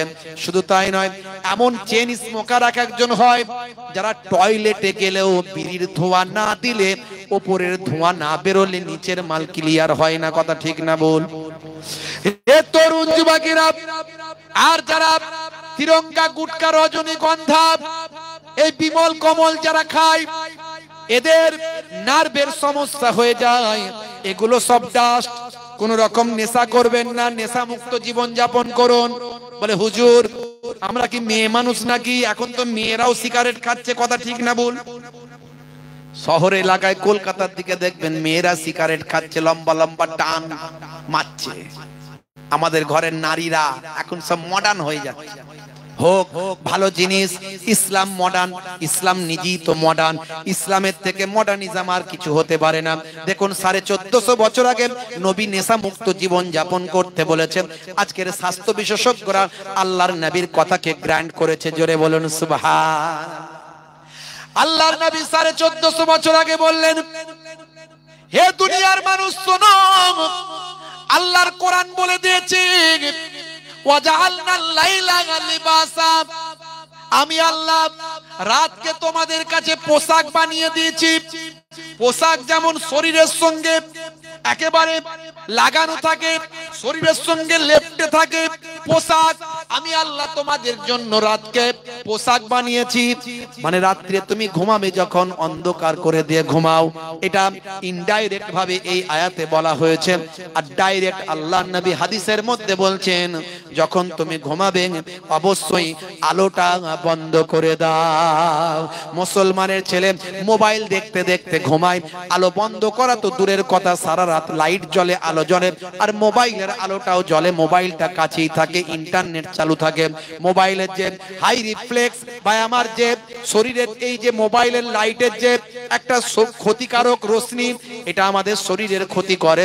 আর মাথার কাছে ইন্টারনেট চালু করলে শরীরের স্বাস্থ্যের জন্য ক্ষতি হয় এবং ক্যান্সারের দিকে শরীর ধাবিত হয়ে যায়। শুধু তাই নয়, হে তরুণ যুবকেরা, 1450 বছর আগে আল্লাহর নবী বললেন তুমি লাইটটা বন্ধ করে ঘুমাও। কোরআন মাজিদে আল্লাহ বললেন রাতকে আমি তোমাদের জন্য পোশাকের মতো বানিয়েছি, পোশাক করে দিয়েছি রাতকে তোমাদের জন্য। হে জওয়ান যুবকেরা, আপনি যদি লাইটটা বন্ধ করেন, আজকের স্বাস্থ্য বিশেষজ্ঞরা বলছেন 1450 বছর পর গবেষণা করে তারা দেখেছে, যখন ঘুমাতে যাবেন, ঘুমের অন্তত বিছানায় পড়ার ঘুমিয়ে যাওয়ার 2 ঘন্টা পর লাইট যদি বন্ধ থাকে, চোখ ব্রেনকে ইন্ডিকেট করে, ব্রেনকে ভাই আমার সাউন্ড দেয়, ব্রেনকে ভাই আমার ইন্ডিকেট করে, বুঝিয়ে দেয় লাইট বন্ধ আছে। হে ব্রেন, তুমি এবার ক্যান্সার প্রতিরোধক হরমোনটা বের করে দাও। একটা ক্যান্সার প্রতিরোধক হরমোন আমাদের মাথার পেছন থেকে বের হয়, এই হরমোনটার নাম হলো মেলাটোনিন। এই মেলাটোনিন হরমোনটা তখনই বের হবে যদি অন্ধকার থাকে, আর ঘুমের গভীর ঘুমে যখন আচ্ছন্ন থাকবেন, অন্তত বিছানায় ঘুমিয়ে যাওয়ার 2 ঘন্টা পর মেলাটোনিন হরমোনটা বের হবে, পেছন মাথার পেছন সাইড থেকে বের হয়ে এই হরমোনটা ব্লাডের সঙ্গে মিশে যায়। এই হরমোনটা আপনার আমার ক্যান্সারের জন্য প্রতিষেধক হরমোন। দেখেছেন 1450 বছর আগে আল্লাহর নবী বলছে লাইট বন্ধ করে ঘুমাও। আল্লাহর কোরআন বলছে তোমাদের জন্য রাতকে আমি পোশাক করে দিয়েছি। পোশাক যেমন শরীরে জড়িয়ে থাকে, রাতের অন্ধকারটাকে শরীরের সঙ্গে জড়িয়ে রাখো। আর আজকের স্বাস্থ্য বিশেষজ্ঞরা আল্লাহর কোরআনকে প্রায়োরিটি দেয়, রাসূলের হাদিসকে স্বীকৃতি দেয়। জোরে বলুন সুবহানাল্লাহ। তাহলে আমার নবীর থেকে ইসলামে মধু আমার 1450 বছর ধরে আগে নবী আমার পছন্দ করতেন, আর মিষ্টি খাওয়ার কথা নবী বলেছেন। হে তরুণ যুবকেরা, খাওয়া দাওয়ার পরে যদি একটু মিষ্টি খাওয়া হয়, আমার আপনার খাদ্যটা হজমের উপকার হয়। শুধু তাই নয়, আমাদের শরীরে একটা রোগ আছে, রোগটার নাম হলো কার্ডিওভাস্কুলার। এই কার্ডিওভাস্কুলারের মতো মারাত্মক রোগ থেকে খাওয়া দাওয়ার পরে মিষ্টি খেলে শরীরটা ভাই আমার এই রোগ থেকেও মুক্তি পেতে পারে ভাই। এই জন্য দেখবেন সব জায়গায় একটু মিষ্টি খাওয়া দাওয়ার পরে দেয়। এসব পেলো কোথায়? কটা উদাহরণ দেব আমি। পেচ্ছাপটা করবেন বসে করবেন। এখন মুসলমানের ছেলে বসে পেচ্ছাপ করতে পারে না, দাঁড়িয়ে দাঁড়িয়ে চালায়, আছে না নাই? কি করে বসবে? জিন্সের প্যান্ট পরে তো আর বসা যায় না। ট্যাঙ্কের পানি ভর্তি হয়েছে, দমকলটা সামনের দিকে ফিট করে দিয়েছে। কথা ঠিক না ভুল? হ্যাঁ, রাগ করবেন না বাপ। নবী 1450 বছর আগে বললেন বসে পেচ্ছাপ করা চাই। মুসলমানের ছেলেরা জিন্সের প্যান্ট শাহরুখ খানের ভক্ত দাঁড়িয়ে দাঁড়িয়ে চালিয়ে দেয়। আজকালকার পোলা দেখো সঠিক পথে চলে না, পিতামাতা গুরুজনের কথা তারা শোনে না। চুলগুলো ছোট ছোট, প্যান্ট শার্ট আটো সাটো, সুজোরা পায়ে দিয়ে, পেছনে ব্যাগ নিয়ে, লাল লাল জুতো পায়ে, চোখে কালো চশমা, 2 চোখ মেলে খোঁজে বেদের মেয়ে জোসনা, গায়ে হাতে ট্যাটু আঁকা, গায়ে হাতে ট্যাটু আঁকা, হেঁটে চলে আঁকা বাঁকা, কাছে গেলে দেখা যায় না, তিরঙ্গার দুর্গন্ধে টেকা যায় না, তিরঙ্গার দুর্গন্ধে টেকা যায় না। যেখানটা বসবে পুচ পুচ পুচ পুচ, সেখানটা পচিয়ে দিয়ে বেরিয়ে যাবে। কিছু কিছু ছেলে পুলে আছে না, নাই, জিভ ঠোঁট দাঁত চেনা যায় না, গাল হা করতে পারলে পারে না, হুজুর তাকবীর দেয় না, আল্লাহু আকবার আস্তে করে বল। বুঝতে পারছেন? 10 হাত দূর থেকে আমি গন্ধে টিকতে পারি না। নিশ্চয় তখন কেউ বিড়ির টান মেরেছে। আমারে বাবু যাওয়ার আগেই পালিয়ে গেছে। যখন আওয়াজ দিয়েছি বিড়ি খাচ্ছে কে দেখো, ও তখন মাল হাওয়া। বিড়ি, সিগারেট আর এই তিরঙ্গা গুটকার গন্ধ আমার 10 হাত দূর থেকে আমি পাই। বুঝতে পারছি ভাই রে ভাই। মাঝে মাঝে ভাবি এদের বউগুলো পাশে সই কি করে। রাত দিন ঝগড়া হলে আর শুবে কোথায়? ও এদিকে সে ওদিকে। ইসলাম বলেছিল, নবী বলেছিল এক কাছে শুতে। এ তো এই মাথা ও মাথা, বিড়ি সিগারেট তিরঙ্গা গুটকা যা খুশি খাক, কোনো অসুবিধা নাই। প্রেম নবী শিখিয়েছে। আল্লাহর নবী বলছেন মাঝে মাঝে ঘরটা ঝাড়ু দেবে, স্ত্রীর সঙ্গে ছোট ছোট কাজ করবে। এগুলো বললে আবার ছেলেরা বলবে হুজুর এ আপনি আমাদের ঘরের বউগুলোকে কি শিক্ষা দিচ্ছেন? সকাল হলে তো বলবে কই গো হুজুর তো বললো ঘর ঝাড়ু দিতে, ঘরটা ঝাড়ু দাও না। কি চাপে পড়ে যাব বলতে বুঝতে পারছেন আপনি? আচ্ছা ভাই, যদি বা বলে আপনার বউ ঘরটা ঝাড়ু দিতে, আপনার সময় থাকলে একটু দেবেন, অসুবিধে কি আছে? আপনি বলে দেন বাবু কি হুজুর আজ করছেন আপনি, এগুলো কি ছেলেদের কাজ না মেয়েদের কাজ? মনে রাখবেন আপনি যে সাহেবই হন না কেন, ডাক্তার সাহেব, মাস্টার সাহেব, উকিল সাহেব, অ্যাডভোকেট সাহেব, নেতা সাহেব, মন্ত্রী সাহেব, জমিদার সাহেব, হুজুর সাহেব, পীর সাহেব, মৌলানা সাহেব, মুফতি সাহেব, নবীর থেকে বড় সাহেব পৃথিবীতে কেউ আসেনি আর আসবে না। সেই নবী আমার মাঝে মাঝে স্ত্রীর সঙ্গে ছোট ছোট কাজগুলো করতেন, ঘরটা মাঝে মাঝে নিজে হাতে ঝাড়ু দিতেন, মাঝে মাঝে বাজারে গিয়ে নিজে হাতে বাজারটা করে নিয়ে আসতেন। নবীর থেকে বড় সাহেব পৃথিবীতে কেউ নাই। সেই নবীর কাজগুলো, এই কাজগুলো যদি আপনি করেন, নবী করেছেন বলে করলেন, সুন্নতের সবটা আল্লাহর নামাজ আমলে লিখে দেবেন। জোরে বলুন সুবহানাল্লাহ। হে তরুণ যুবকেরা, স্ত্রীর সঙ্গে প্রেম বেড়ে যাবে, মহাব্বত বেড়ে যাবে। মাঝে মাঝে স্ত্রীর প্রশংসা করবেন। আমার নবী স্ত্রীর প্রশংসা করতেন। স্ত্রীকে বলবেন, কি গো ফুলটুসির মা, তোমাকে আজকে দেখতে খুব সুন্দর লাগছে। মনটা ভালো হবে না? হবে না? খালি বলছেন তুমি খামায় ফরজে বসো, খালি কাছে আসতেই দেয় না। কি আর বউয়ের প্রশংসা করবে, কি আর বউয়ের সুনাম সুখ্যাতি করবে? মাঝে মাঝে বলবেন, কই গো ফুলটুসির মা, তোমার হাতের তরকারিটা খুব রান্না সুন্দর হয়েছে। একদিনও বলে না, শুধু খারাপ হলে বলে আজকে নুন হয়নি, আজকে ঝাল হয়নি, আজকে তেল হয়নি, এইগুলো বলে। আজকে ভালো রান্না হয়েছে এটা বলে না। কথা ঠিক না ভুল?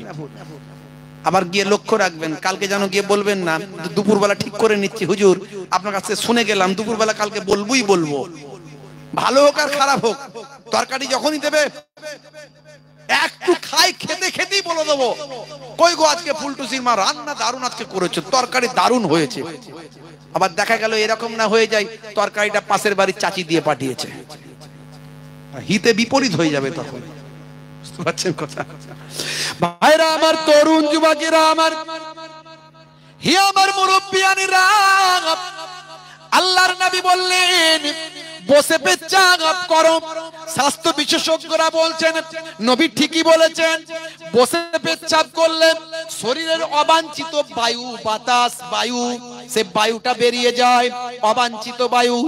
শুধু তাই নয়, তার সঙ্গে বসে পেচ্ছাপ করলেন আমাদের শরীরে যে ইউরিনাল ড্রাম আছে, এই ইউরিনাল ড্রামে সারা শরীরের প্রেসারটা পড়ে, আমাদের শরীরটা স্প্রিং এর মতো হয়ে যায় বা আমার ছোট হয়ে যায়, এবং ওই ইউরিনাল ড্রামে প্রেসার পড়ে, এর ফলে স্মুথলি ইউরিনটা ক্লিয়ার হয়ে যায়। হতে পারে দাঁড়িয়ে দাঁড়িয়ে যদি আপনি চালান, দীর্ঘদিন ধরে এভাবে যদি চলতে থাকে, মেবি, আবার বলছি মেবি, পুরো ইউরিন যদি ক্লিয়ার না হয়, হতে পারে কয়েক ফোঁটা ইউরিন যদি দীর্ঘদিন ধরে ড্রামে জমতে থাকে, এই জমতে জমতে কোনো এক সময় ওই ইউরিনটা হয় আমার স্টোনে পরিণত হয়ে যায়। এই জন্য বলে পেচ্ছাপের থলিতে পাথর হয়েছে। আপনি বসে পেচ্ছাপ করবেন, নবীর নির্দেশ মতো চলবেন, আপনার অসুখ অনেকটা কমে যাবে। আমার নবীর কাছে একজন বাদশা ডাক্তার পাঠিয়েছিল ফ্রি অফ কস্ট ট্রিটমেন্ট করার জন্য, নবীকে ভালোবেসে। হুজুর আপনার কাছে ডাক্তারটা দিলাম, আপনার ফ্যান ফলোয়ার্স যারা আছে তাদেরকে ফ্রি অফ কস্ট ট্রিটমেন্ট দেবে। ডাক্তার বাবু ভাই আমার ওই চেম্বার খুলে বসে আছে, যে নবীর ভালোবাসার সব নবীর মানুষগুলো, মদিনার মানুষগুলো, তাদের অসুখ বিসুখ হলে ট্রিটমেন্ট করব ফ্রি অফ কস্ট। দেখা যাচ্ছে পেশেন্টই আসছে না, সপ্তাহে একটা দুটো হয়তো পাচ্ছে কিনা বলা মুশকিল, খালি চেম্বার খুলিয়ে রেখেছে, কাস্টমার নাই। একদিন নবী পাকের কাছে গিয়ে বলছে, হুজুর বেয়াদবি নেবেন না, গুস্তাখি মাফ করবেন, আপনার ফলোয়ার্সরা, আপনার উম্মতেরা কই, আমি তো বাদশা ভালোবেসে আপনার কাছে পাঠালো আমাকে, একটাও পেশেন্ট আসছে না, এই কেসটা কি? বলে ডাক্তার বাবু শোনো, যেটুকু আমার উম্মতদের, আমার ভক্তদের স্বাস্থ্য শরীর ঠিক রাখার জন্য যা প্রয়োজন, যে নির্দেশনা দেয়া প্রয়োজন, আমি সেই নির্দেশনা দিই, আর আমার শিষ্যরা আমার নির্দেশনা পুঙ্খানুপুঙ্খ মেনে চলার চেষ্টা করে। আমি যে নির্দেশনাগুলো দিই সেগুলো সব আল্লাহ প্রদত্ত নির্দেশ। কার নির্দেশ? জোরে বলেন কার? আল্লাহ কোরআন মাজিদে বলছেন, মা ইয়ানতিকু আনিল হাওয়া ইন হুয়া ইল্লা ওয়াহিয়ুন ইউহা। আমার নবী নিজের ইচ্ছায় কোনো কথা বলেন না যতক্ষণ না আমি আল্লাহ ওহী দিয়ে না জানিয়ে দিই। আল্লাহই তো বলে দিয়েছেন নবীকে, নবী তাই বলছেন কিভাবে কি কাজ করতে হবে। হে তো তরুণ যুবকেরা ডাক্তার বাবুকে বললেন, হে ডাক্তার বাবু, আমি তাদের যে রেস্ট্রিকশন দিই, যে নিয়ম নীতি মানতে বলি, যেভাবে খেতে বলি, শুতে বলি, ঘুমাতে বলি, জীবন কার্য পরিচালনা করতে বলি, তাতে তাদের আর অসুখ হওয়ার সম্ভাবনা কমে যায়। এতে করে ম্যাক্সিমাম তাদের অসুখটা আর শরীর অসুস্থটা তাদের ভালো থাকে, তাদের সুস্থ থাকে, অসুখ আর তাদেরকে গ্রাস করতে পারে না। আর যদিও তার কখনো কখনো অসুস্থ হয়ে যায়, আমার কাছে কিছু ট্রিটমেন্ট আছে, আমি সেগুলো বলে দিই। কখনো মধু খেতে বলি, কখনো কালো জিরা খেতে বলি, কখনো অন্য কিছু করতে বলি, কখনো হিজামা করতে বলি। এই সমস্ত ট্রিটমেন্ট গুলো আমি দিই। এই ট্রিটমেন্টের কারণে তারা সুস্থ থাকে। আপনার ডিসপেন্সারিতে, আপনার চেম্বারে আর যাওয়ার কোনো প্রয়োজন হয় না। ভাইরা আমার, আমরা ওয়াজ করছি তো, আমার নানা দাদুর দোয়ায়, আপনাদের ভালোবাসায়, আব্বা আম্মার দোয়ায় বছরে 8 মাস জলসা করি। এখন থেকে 26 সাল 27 সাল ফিল আপ। আপনাদের এখানে 2 বছর আগে মনে হয় এসেছিলাম, তাই তো নাকি? আবার 2 বছর পরে, তখন প্রোগ্রামের ইনভাইট করেছিল, 2 বছর পরে ডেট দিয়েছিলাম। ভাইরা আমার, আমার রেকর্ড আলহামদুলিল্লাহ, এটা আল্লাহর শুকরিয়া কাছে, আল্লাহর কাছে শুকরিয়া আদা করি। এ পর্যন্ত আমার যদি জলসা মিস হওয়ার কথা বলেন, যে আমি দাওয়াত নিয়েছি মিস করেছি, সেটা 0.1% পাওয়াও মুশকিল আছে। যে পরিমাণ আমি প্রোগ্রাম করি বছরে, ধরেন প্রায় 4 থেকে 500 খানা প্রোগ্রাম করি বছরে, তো এই 4 থেকে 500 খানার মধ্যে 0.1% আলহামদুলিল্লাহ আল্লাহর কাছে শুকরিয়া আদা করি, আমার জলসা মিস হয় না। আপনি বলবেন এটা কোন ম্যাজিক? আপনার কি অসুস্থতা বলে কিছু নাই? ট্রিটমেন্ট কিছু প্রয়োজন হয় না? আপনি রোগ টোগ হয় না, অসুখ হয় না? হয়, কিন্তু সেটা আলহামদুলিল্লাহ খুব সামান্য পরিমাণে আল্লাহ যেভাবে দেন। হতেই পারে না হওয়ার কিছু নেই, বড় অসুখও হতে পারে, হয়তো কোনোদিন দেখলেন যে বড় অসুস্থ আমি হয়ে গেছে, হতে পারে। কিন্তু আলহামদুলিল্লাহ এ পর্যন্ত আমার নবীর দেখানো পথে যতটুকু আমি পারি, সবটাই তো পারা সম্ভব নয়, যতটুকু পারি তাতেই আলহামদুলিল্লাহ আমি অনেক সুস্থ। আপনি করুন এটা, দেখবেন আপনি সুস্থ থাকবেন ইনশাআল্লাহ। পরিমিত খাবার, খাবার একসঙ্গে গলা পর্যন্ত ঢেলে খাবেন না। যতটা ক্ষুধা লেগেছে সেটাকে 3 ভাগে ভাগ করে নেবেন, যে আমি এতটা খাবার খেলে আমার ক্ষুধা নিবারণ হবে। 1 ভাগ খাবার খাবেন, 1 ভাগ পানি দিয়ে ভর্তি করবেন, 1টা ভাগ ফাঁকা রেখে দেবেন। এই খাবার স্টাইল নবী শিখিয়েছে। এতে কি হবে? খাদ্যের অপচয় হবে না। এখন দেখবেন নিউ ফ্যাশন হয়ে গেছে, কিছুটা খাবার রেখে আসতে হবে। চেটে পুচে খাওয়া নিষেধ। খেলে কি হবে? চেটে পুচে খেলে লোকে বলবে হ্যাংলা, খেতে পায়নি, ভেরি হাংরি। ওই বাপরে বাপ, ক্ষুধার্ত, অনেকদিন পরে ভালো খাবার পেয়েছে, তাই চেটে পুচে খায় না। খাওয়ার ইচ্ছা থাকলেও কিছুটা রেখে দিয়ে ছড়িয়ে ছিটিয়ে আসে। অথচ আমার নবী বললেন চেটে পুচে খাও। আম্মা জান আয়েশা সিদ্দিকা রাদিয়াল্লাহু তাআলা আনহা বলেন, নবী পাক সাল্লাল্লাহু আলাইহি সাল্লাম যখন খেতেন, বাসনটা পুরো পরিষ্কার হয়ে যেত, এমন ভাবে যেন মনে হচ্ছে ধৌত করা হয়েছে। আল্লাহর নবী কোন প্লেটে খেয়েছেন সেটা সহজেই বোঝা যেত।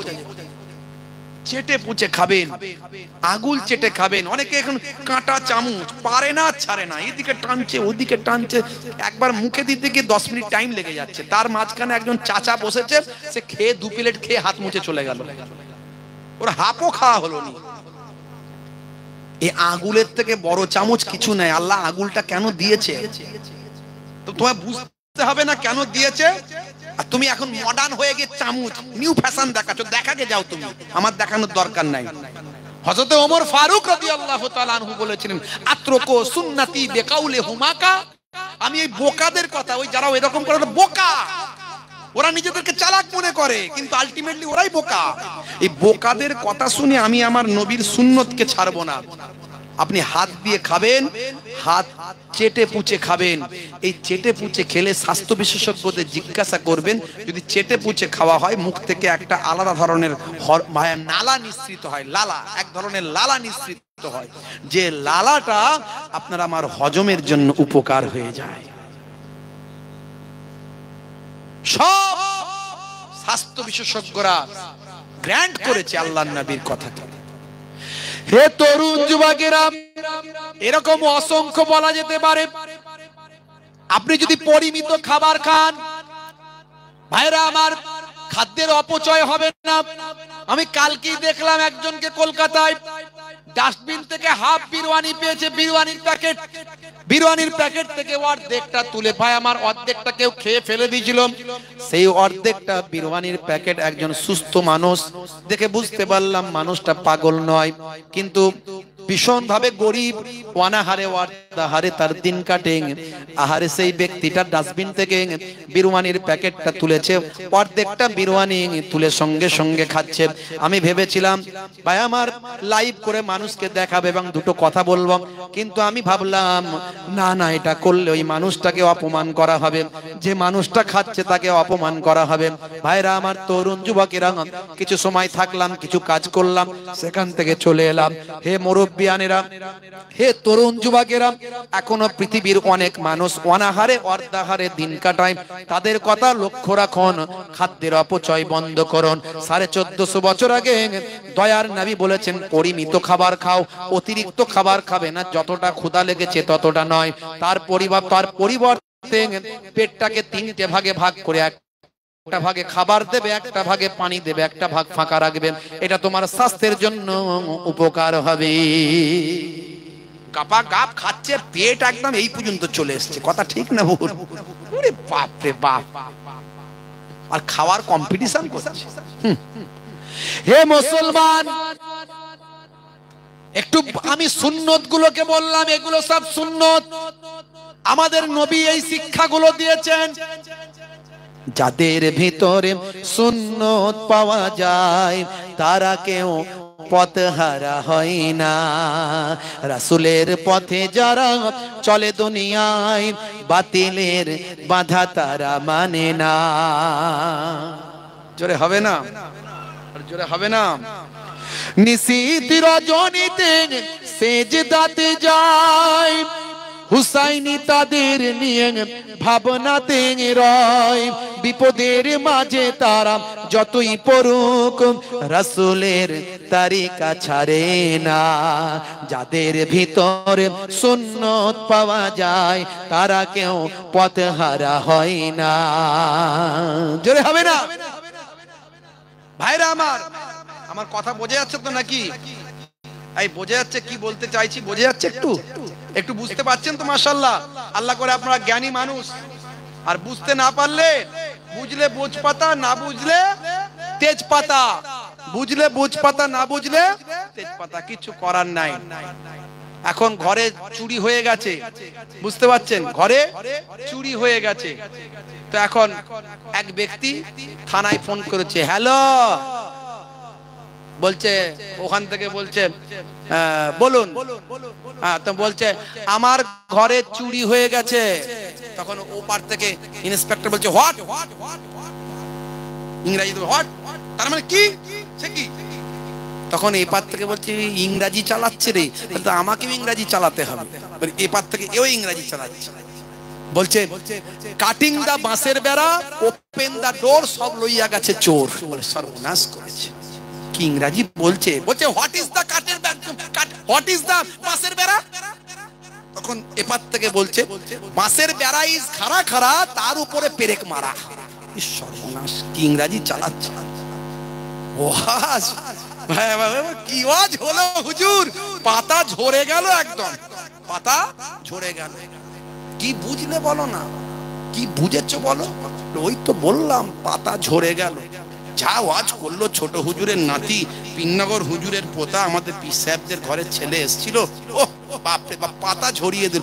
কি ওয়াজ করলো বল না একটু ভাই? এই বিষয়বস্তুটা, সাবজেক্টটা কি ছিল, কি নিয়ে আলোচনা করলো? ওই তো বললাম, কাটিং দা বাঁশের বেড়া, ওপেন দা ডোর, সব লইয়া গেছে চোর। হোয়াট ইজ দা বাঁশের বেড়া? বলে বাঁশের বেড়া ইজ খাড়া খাড়া, তার উপরে পেরেক মারা। ওরে সর্বনাশ, সব বুঝে গেছে। রাগ করবেন না বাপ, আল্লাহ করে আপনারা জ্ঞানী মানুষ, একটু বোঝার চেষ্টা করবেন। হে তরুণ যুবকেরা, খুব সংক্ষেপ, তাহলে আপনাদেরকে প্রথমে বলেছিলাম ইমানের কথা বলতে গিয়ে অনেক কথা বলেছি। তারপরে বলেছিলাম আর একটা জিনিস আপনাদের দিয়ে যায়, সেটা হলো আমাল। আমলগুলোর মধ্যে ছোট আমলগুলো অনেক বলে দিয়েছি, নবীর সুন্নত। বড় আমল বাদ আছে, বড় ইবাদত বাদ আছে। হে জওয়ান যুবকেরা, ইমানের কথাটা কমপ্লিট করতে পারেনি। ইমানের কথাটা বলতে গিয়ে বলেছিলাম ভাগ্যে ভালো মন্দ যা কিছু হয় ফ্রম আল্লাহ, কার কাছ থেকে। যদি আপনি এটা বিশ্বাস করেন তবে আপনি ইমানদার। আপনার ছেলে মারা গেছে, বাপ মারা গেছে, স্ত্রী মারা গেছে, আপনাকে মেনে নিতে হবে, কথা ঠিক না ভুল? জোরে বলেন। মানতে হবে, কোন রকমে অসন্তুষ্ট হলে চলবে না। বনি ইসরাইল যুগে হযরত ঈসা নবীর জামানার কথা বলছিলাম। এমন সময় দেখতে পাওয়া যায় ওই ব্যক্তি কবরের ধারে গিয়েও কাঁদছে, কয়েক বছর পর্যন্ত কাঁদছে। মানুষজন ভেবেছিল কিছুদিনের মধ্যে সে তার স্ত্রীকে হয়তো ভুলে যাবে, প্রচন্ড ভালোবাসে, স্ত্রীও ছিল খুবই সুন্দরী। ভাই আমার, সেই জামানার সবচেয়ে বড় সুন্দরী নারী ছিল। স্ত্রীর থেকেও সে বেশি স্ত্রীকে, তার বউকে সে ভালোবাসতো। সকলে ভেবেছিল কিছুদিনের মধ্যে হয়তো ভুলে যাবে, কিন্তু সম্ভব হলো না। প্রায় বছর খানেক, 2 বছর, 1.5 বছর, 2 বছর কাটতে চলল। তখনো পর্যন্ত প্রায় দিন সে কবরের ধারে গিয়ে বসে বসে কাঁদে। হে তরুণ যুবকেরা, ওই পথ দিয়ে যাচ্ছিলেন হযরত ঈসা রূহুল্লাহ। যেতে যেতে তিনি দাঁড়িয়ে গেলেন। কে কাঁদে কবরের ধারে? ঈসা রূহুল্লাহ বলে, এই ছেলে কেন কাঁদছো বাবা? বলে, ও আমার কান্নার খবর নিয়ে তোমার লাভ নাই, তুমি কে আমি জানি না, আর আমার কান্নার খবর নিতে হবে না, ওসব কথা বাদ দাও। নিজে মনের সুখে আবার মনের দুঃখে আবার কাঁদতে লাগলো। হযরত ঈসা রূহুল্লাহ বললেন, বাবা ছেলে কেঁদো না, আমি তোমার মনের দুঃখ যন্ত্রণা দূর করার জন্যই তো বলছি। বাবা কেন কাঁদছো তুমি বলো? এমন সময় ছেলেটি কিছুটা মনে স্বস্তি পেয়ে বলল, বাবা আপনাকে তো আমি চিনি না, তবে আপনি যখন জিজ্ঞাসা করছেন তাতে যদি আমার মনের দুঃখ কিছুটা লাঘব হয়, আমি বলি আমার স্ত্রীর কবর এটা। আমার স্ত্রী ছিল আমার সেই এই এলাকার, এই জামানার সবচেয়ে বড় সুন্দরী। আমার স্ত্রী এত সুন্দরী ছিল, আমি তার প্রেমেতে আসক্ত ছিলাম।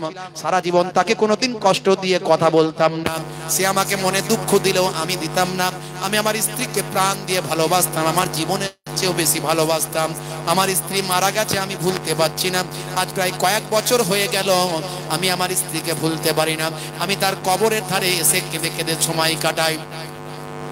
হযরত ঈসা রূহুল্লাহ বললেন, হে যুবক কেঁদো না, সবই তো আল্লাহর কাছ থেকে হয়েছে।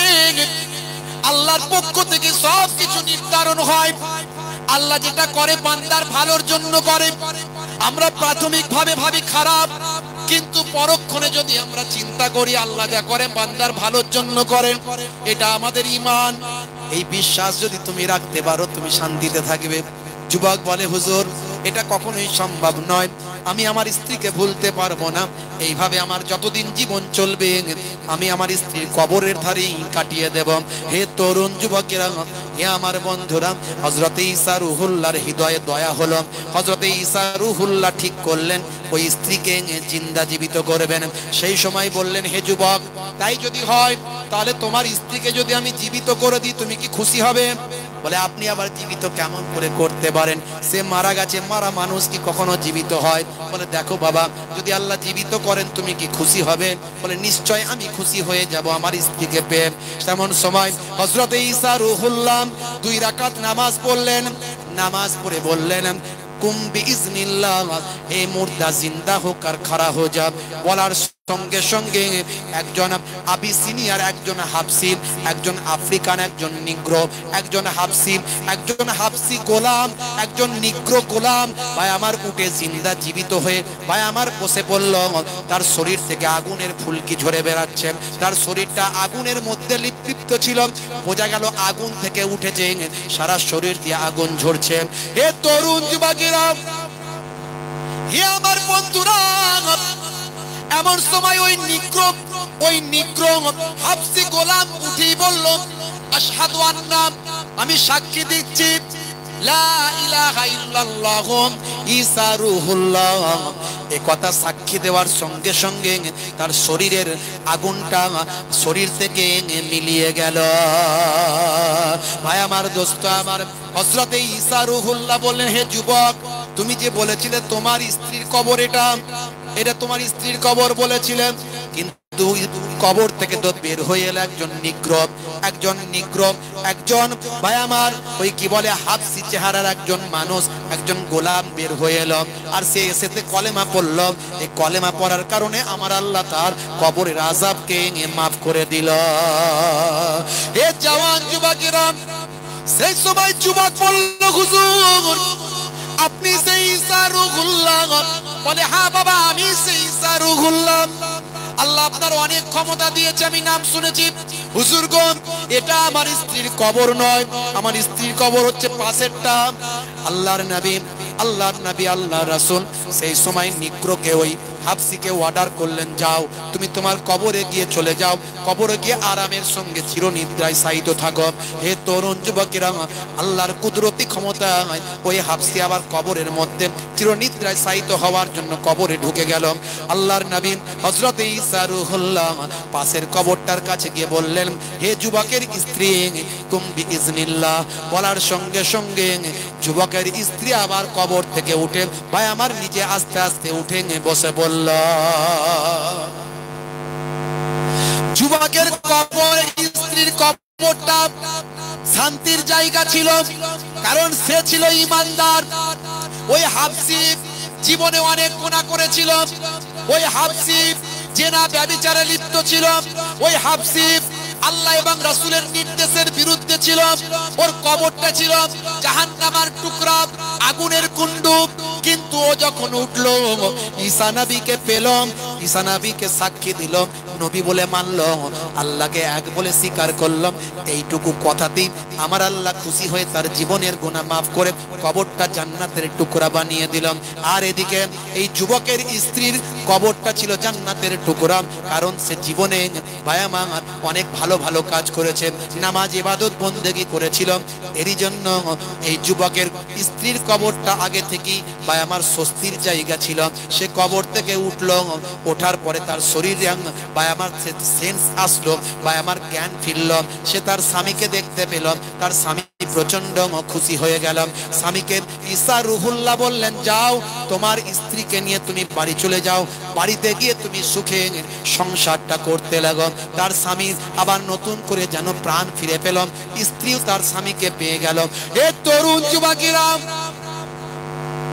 হে আমার বন্ধুরা, হে আমার মুরব্বিয়ানেরা, হযরত ঈসা রূহুল্লাহ সেই জায়গা ছেড়ে চলে গেলেন। এমন সময় স্বামী তার স্ত্রীকে বলল, কই গো, এদিকে এসো, জানো তোমাকে আমি কতটা ভালোবেসেছি। আজ এতগুলো বছর কেটে গেছে, তবু আমি তোমাকে ভুলতে পারি না। তোমার জন্য রাত দিন কান্না করেছি, তোমাকে ছাড়া আমি তো বাঁচতে পারি নাই। আমি দীর্ঘদিন ধরে ঘুমাতে পারি নাই। এসো তোমার কোলেতে একটু মাথাটা রেখে আমি ঘুমাই। কিছুটা দূরেই স্ত্রী বসে পড়েছে, স্ত্রীর কোলে মাথা রেখে ওই স্বামীটা ঘুমিয়ে গেছে। হে তরুণ যুবকেরা, কিছু সময় পরেতে ওই পথ দিয়ে একজন রাজপুত্র ঘোড়ায় চড়ে যাচ্ছিল। সেই রাজপুত্র এসে সেখানে দাঁড়িয়ে গেছে। এত সুন্দরী নারীকে দেখে সেই রাজপুত্র আর এগোতে পারে না, সেখানে দাঁড়িয়ে গেল। চোখের ইশারা করলো, চলো আমার সঙ্গে চলে চলো, তোমাকে রাজ হালতে রাখবো। ওই ফকিরের সঙ্গে থেকে তোমার কি লাভ বাবা? হে তরুণ যুবকেরা, এমন সময় ওই মহিলা, সেই সময় দেখতে পাওয়া যায় নিজের স্বামীকে, ঘুমন্ত স্বামীকে মাথাটা নিচে নামিয়ে দিয়ে রাজপুত্রের ঘোড়ার সঙ্গে চলে গেল, রাজ দরবারে পৌঁছে গেল, রাজ রানী হয়ে থাকতে লাগলো। হে জওয়ান যুবকেরা, বন্ধুরা আমার, বহু সময় পরে ওই যুবকের যখন ঘুমটা উঠেছে, ঘুমটা ভেঙেছে, তখন সে বুঝতে পারলো এখান থেকে কোনো ঘোড়া এসে আমার স্ত্রীকে তুলে নিয়ে গেছে, নিশ্চয় কোনো ব্যক্তি এসে আমার স্ত্রীকে তুলে নিয়ে গেছে। ঘোড়ার পায়ের ছাপ দেখলো, সেই ছাপ, ঘোড়ার পায়ের ছাপ চিহ্ন পর্যবেক্ষণ করে চলতে চলতে একেবারে রাজ দরবারে গিয়ে পৌঁছে গেল। বানানো গল্প বলছি না, ঈসা নবীর জামানার ঘটনা। এটা বানি ইসরাইলদের মধ্যে ঘটেছিল। যারা বিশ্বাসী তারা মানবে। ভাই আমার, তাফসীর পড়বেন, কোরআনের পাবেন। তাফসীরে কাসাব, বাইজাবি, ইবনে কাসির, তাবারি, জামাখশারি, বড় বড় কিতাব, কোরআন পড়লে শুধু হবে না, কোরআনের ব্যাখ্যা জানতে হবে। কোরআন 23 বছর ধরে 6666টা আয়াত, কখনো 1 লাইন, কখনো 2 লাইন, কখনো 5 লাইন, স্থান কাল পাত্র বিশেষে একটু একটু করে ভাই আমার পথ নির্দেশ করেছে আল্লাহর নবীকে। এই নবী এটা করুন, এই নবী ওটা করুন, এই ঘটনাটা শুনুন, ওই ঘটনাটা শুনুন। বুঝতে পারছেন? আপনি কোরআনের একটা লাইন পড়ে আর বিরূপ মন্তব্য করে মানুষের মাঝখানে বিভ্রান্ত ছড়াবেন না।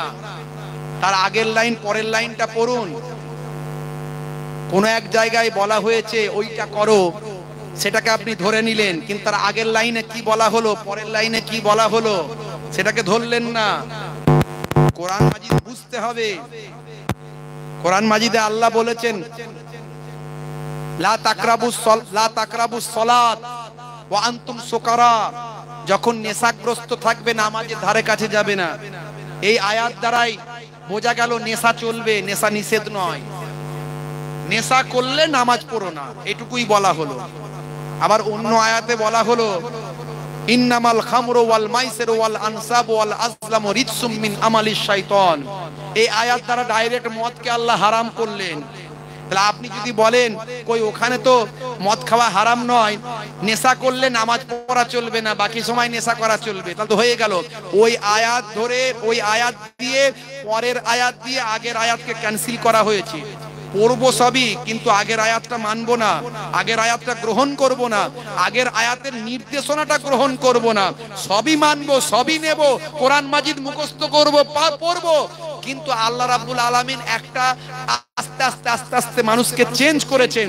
তাই একটা আয়াত দ্বারা অন্য আয়াতকে ক্যান্সেল করা হয়েছে। এগুলোকে বলা হয় নাসিখ মানসুখ আয়াত। আপনি কোরআনের একটা আয়াত পেয়ে গেলেন, হায় অমুককে মারতে হবে বলেছে, তাহলে ধরে নিলেন। আর কত জায়গায় যে দয়া করতে হবে, রহম করতে হবে, কত জায়গায় যে মানুষকে ভালোবাসতে হবে, সেগুলো বললো, সেগুলো তো শুনলেন না, পড়লেন না। সুযোগ সন্ধানী খেলোয়াড়, মানুষের মাঝখানে বিভাজন ছড়াচ্ছেন শুধু শুধু কোরআনের আয়াতকে ভাই আমার ভুল ব্যাখ্যা করে। এই জন্য কোরআনের যারা সঠিক ব্যাখ্যা জানে তার কাছ থেকে ব্যাখ্যা নেবেন, এই আং বাং তাং তার কাছ থেকে ব্যাখ্যা নেবেন না।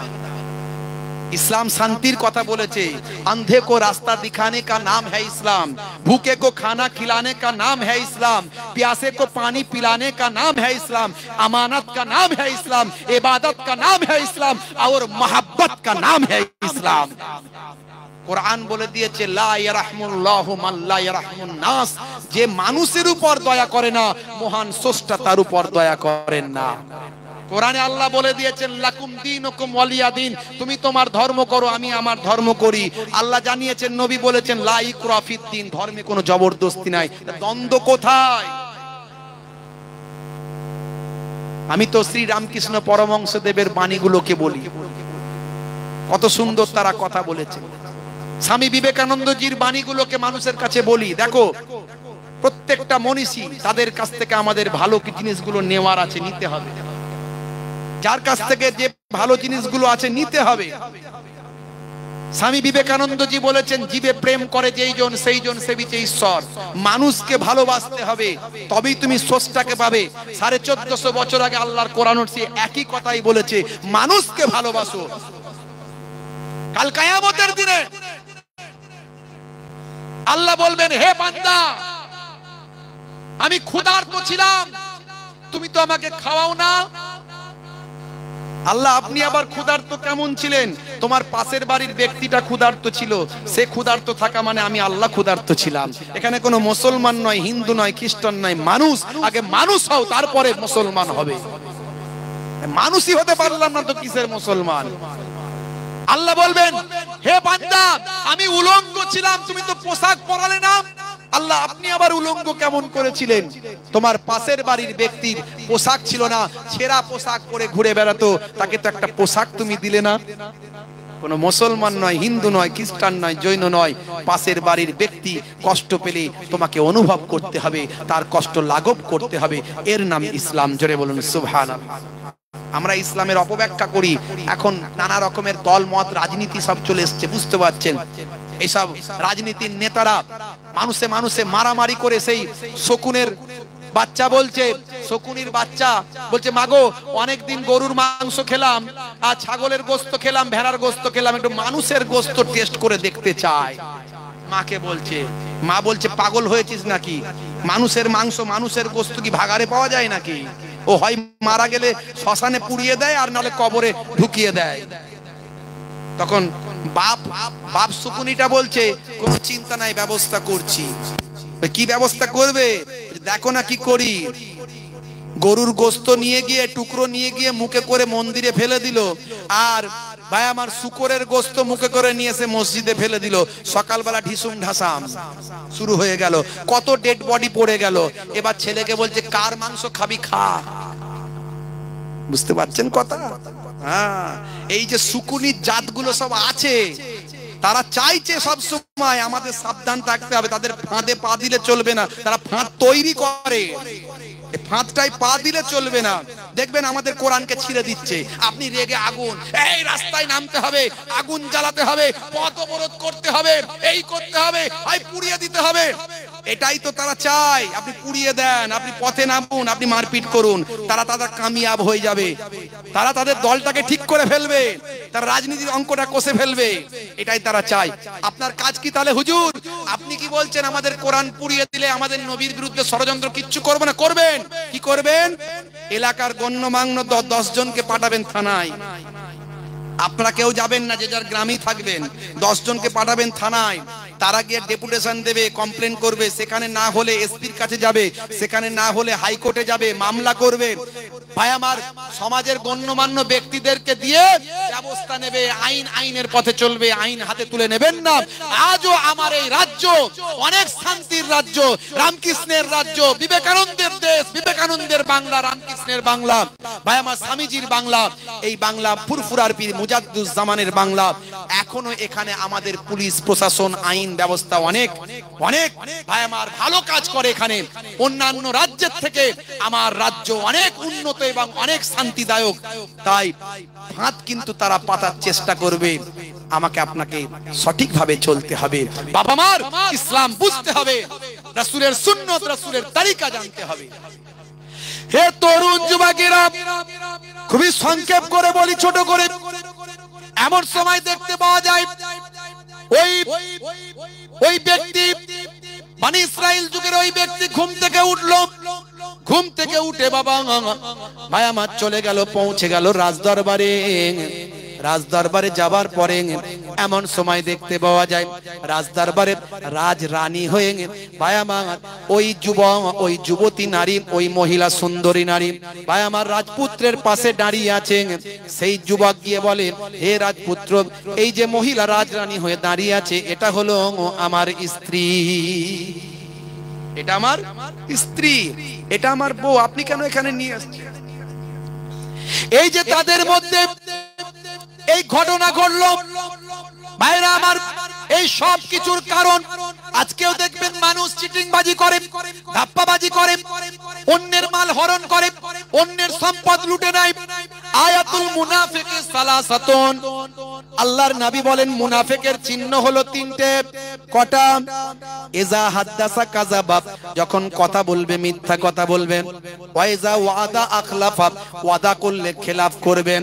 ওয়াইজা উতুমিনা খানা, আর আমানতের খেয়ানত করবে। ওই মহিলা, তার স্বামী তার জন্য আমানত ছিল, সেই আমানতের সে খেয়ানত করেছিল, লোভে পড়েছিল। হে যুবকেরা, হে তরুণেরা, হে আমার বন্ধুরা, শুনে রেখে দেন। এরই জন্য বলি, আল্লাহ এবং রাসূলের পথে চলুন। ভাই আমার, দোস্ত আমার, নামাজটা পড়ুন, নামাজ ছাড়বেন না।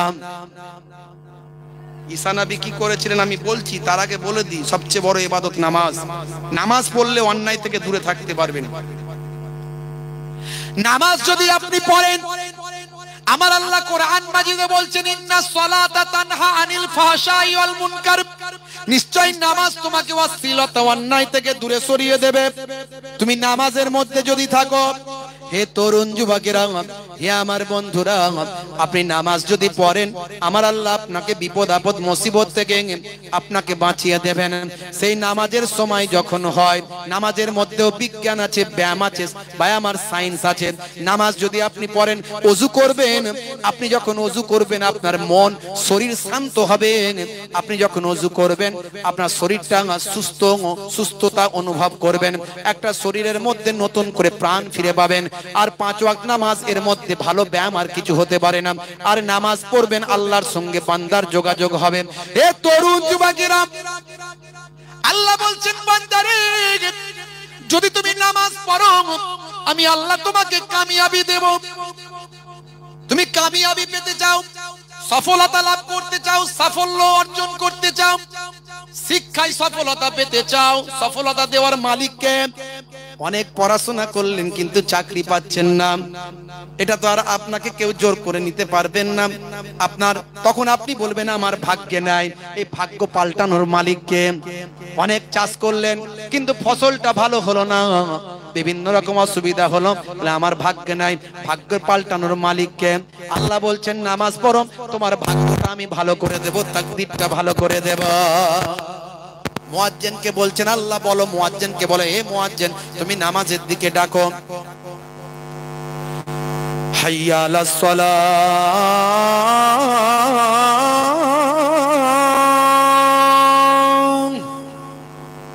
এসো নামাজের দিকে এসো। তার মানে কি? নামাজের দিকে এসো।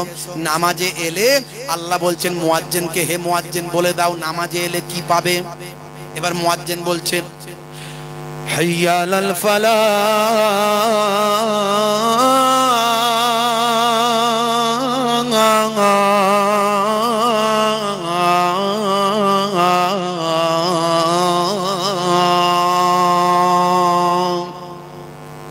নামাজে এলে আমি আল্লাহ তোমাকে কামিয়াবি দান করব, সফলতা দেব। মুয়াজ্জিন যখন আযান দেয় হাইয়া আলাস সালাহ, মুসলমানের ছেলে বলে পাঁচতলাতে পালাম, মাচাতে পালাম, চায়ের দোকানে পালাম। কেন রে ভাই? বলে মুয়াজ্জিন যদি দেখতে পায় তাহলে বলবে পল্টু নামাজ পড়বি আয়, তাই তাড়াতাড়ি চায়ের দোকানে গিয়ে একটু তাসটা খেলি, ক্যারামটা খেলি ভাই, একটু মাঝে মাঝে ফ্রি ফায়ার আর পাবজিটা চালাই। এ মুসলমানের ছেলে নামাজের যখন আজান যখন হয়, মসজিদ তলা থেকে যুবক পালিয়ে পাবজি আর ফ্রি ফায়ারটা চালায়। এ যুবকেরা, গেম আপনার মোবাইলে যে গেমগুলো অনলাইন গেম, এই অনলাইন গেমগুলো আপনার জন্য খেলা হারাম। কারণ এতে ভাই আমার ব্রেন আর কাজ করে না, সময় কাজ করে না, ঘন্টার পর ঘন্টা চলে যায়। পিতার অবাধ্য, পুত্রের অবাধ্য, লেখাপড়ার চ্যুত ভাই আমার নেশা হয়ে যায়। নেশা হলো ইসলামে হারাম। আর এই অনলাইন গেমগুলো শারীরিক মানসিক ভাবে আপনার ক্ষতিগ্রস্ত করছে, আপনার জীবনটা ধ্বংস করে দিচ্ছে, তাই এগুলো হারাম বলে ফতোয়া এসেছে। এর আগেও আমি বলেছি অনলাইন গেমগুলো খেলা হারাম, আজও বলে যাচ্ছি খেলা হারাম। হে যুবকেরা, ফ্রি ফায়ার নিয়ে আমি ওয়াজ করেছিলাম, আমার বক্তব্য ইন্টারন্যাশনাল ভাইরাল হয়েছিল। অ্যাডামার character Free Fire company banned করেছিল, যার কথা শুনে আমি সে আপনাদের ভাই, আমার বক্তব্য শুনে অ্যাডাম আর ইভের ক্যারেক্টার চেঞ্জ হয়েছিল। আপনারা জানেন আমি Adam means Adam, with evidence, with document আমি সেখানে প্রুফ করেছিলাম, বলেছিলাম। এত ভাইরাল হয়েছিল অ্যাডাম আর ইভ নিয়ে যখন বলেছিলাম, ভারত, পাকিস্তান, আফগানিস্তান, বাংলাদেশ কয়েকটা দেশেতে বিভিন্ন ভাষায় বিভিন্ন ল্যাঙ্গুয়েজে ভার্সন চেঞ্জ হয়ে ভাই আমার 1 থেকে 1.5 মাসের মধ্যে অ্যাডাম আর ইভের ক্যারেক্টার কোম্পানি চেঞ্জ করে দিয়েছিল। যারা প্রথম ফ্রি ফায়ার খেলতো তারা জানে। আমি সেদিনও বলেছিলাম হারাম, আজও বলে যাচ্ছি হারাম। আপনি মোবাইলে একটা নামাজের অ্যাপ ডাউনলোড করবেন, কোরআন মাজিদের বাংলা অ্যাপ ডাউনলোড করবেন, দয়ার নবীর জীবনী ডাউনলোড করবেন, জীবনটা ধন্য হয়ে যাবে। নামাজের সময় যখন হবে মসজিদে যাবেন, অন্যায় অবিচার পাপ আপনার কাছ থেকে সরে চলে যাবে। ওয়াক্ত হলো ওযু করো, মসজিদে চলো, খোদার হুকুম পালন করো, নামাজটা পড়ো। ওয়াক্ত হলো ওযু করো, মসজিদে চলো। জোরে হবে না? ভাঙাচোরা কবি তো, যেগুলো গাই সব আমারই লেখা, একটু সময় পেলে একটু চালায় আর কি, কলম আর কি। दिन राते 5 वक्त नामाज पढ़ले पाबे भाई জান্নাত ওয়াক্ত যে হলো ওযু করো মসজিদে চলো খোদার হুকুম পালন করো নামাজটা পড়ো ওয়াক্ত যে হলো ওযু করো মসজিদে চলো ফজরের সময় হলে মসজিদে যাও তুমি চলে ফেকো না বিছানায় শুয়ে খোদা দেন রহমত ঢেলে জোরে হবে না জোহরের ওয়াক্তটা হলে কাজটা দাও তুমি ছেড়ে কিছু সময় দাও নামাজে সফলতা আসবে চলে আসরের ওয়াক্তটা হলে অপচয় সময় না করে মসজিদে যাও তুমি চলে আমল নামা ডান হাতে পাবে জোরে হবে না আর জোরে হবে না মাগরিবের ওয়াক্ত আসিলে মসজিদে যাও তুমি চলে কবরের আযাব থেকে মুক্তি প্রভু দেবে ওয়াক্ত যে হলো ওযু করো মসজিদে চলো খোদার হুকুম পালন করো নামাজটা পড়ো ওয়াক্ত যে হলো ওযু করো মসজিদে চলো দিন রাতে 5 ওয়াক্ত নামাজ পড়লে পাবে ভাই জান্নাত জোরে হবে না নামাজটা ছাড়বেন না নামাজ যদি আপনি ছাড়েন আপনার মধ্যে প্রতারণা আসবে না নামাজ যদি আপনি পড়েন আপনার মধ্যে আমানতের খেয়ানত আসবে না হে তরুণ যুবকেরা হযরত ঈসা রূহুল্লাহ সেই পথ দিয়ে যাচ্ছিলেন এমন সময় রাজ দরবারের সামনে ওই যুবককে দেখতে পেয়ে দাঁড়িয়ে গেলেন দাঁড়িয়ে গিয়ে বললেন হে যুবক তুমি এখানে এই তো সেই মহিলা তোমার স্ত্রী না বলে হ্যাঁ হুজুর এখানে কেমন করে এলো হে তরুণ যুবকেরা হে আমার মুরব্বিয়ানেরা সেই সময় ওই যুবক সব কিছু বলল আমার স্ত্রী এই যে আমার স্ত্রী রাজপুত্রের প্রেমে প্রেমাসক্ত হয়েছে আমি এতগুলো বছর ধরে যাকে আমি অন্ধের মতো ভালোবাসতাম সে আজকে ভাই আমার কবর থেকে ওঠার পরে তার রূপ জৌলস সৌন্দর্য তার সুন্দরী এই লাবণ্য ভাই আমার রাজপুত্রকে মুগ্ধ করেছে রাজপুত্রের অনেক টাকা অনেক সম্পদ রাজপুত্র বলে কথা আমার স্ত্রী তার প্রেমে প্রেমাসক্ত হয়েছে আমার সারাটা জীবনের প্রেম ভালোবাসা সব এখন বৃথা হয়ে গেছে হে তরুণ যুবকেরা আল্লাহর নবী বুঝতে পারলেন দেখো দেখো মানুষ দুনিয়ার জন্য পেরেশান আহারে হে জওয়ান যুবকেরা হযরতে ঈসা রূহুল্লাহ বললেন একজন আজকে ভাই আমার কবর থেকে উঠে ঈমানদার হয়ে গেল একজন বেঈমান কবর থেকে উঠে ঈমানদার হলো আর একজন ঈমানদার কবর থেকে উঠে বেঈমান হয়ে গেল কারণ ভাই আমার সেই হাবশী যুবক যে সারাটা জীবন জেনা ব্যভিচার অন্যায় লিপ্ত ছিল সে আজকে কবরের আযাব থেকে মুক্তি পেয়ে সে উঠি আমাকে সাক্ষী দিয়ে আল্লাহকে এক বলে মেনে সে ঈমানদার হলো আর এই মহিলা যে ঈমানদার ছিল সে ওঠার পরে ভাই আমার রাজপুত্রের প্রেমাসক্তে আসক্ত হয়ে জেনা ব্যভিচার করে সে আজকে বেঈমান হয়ে গেল।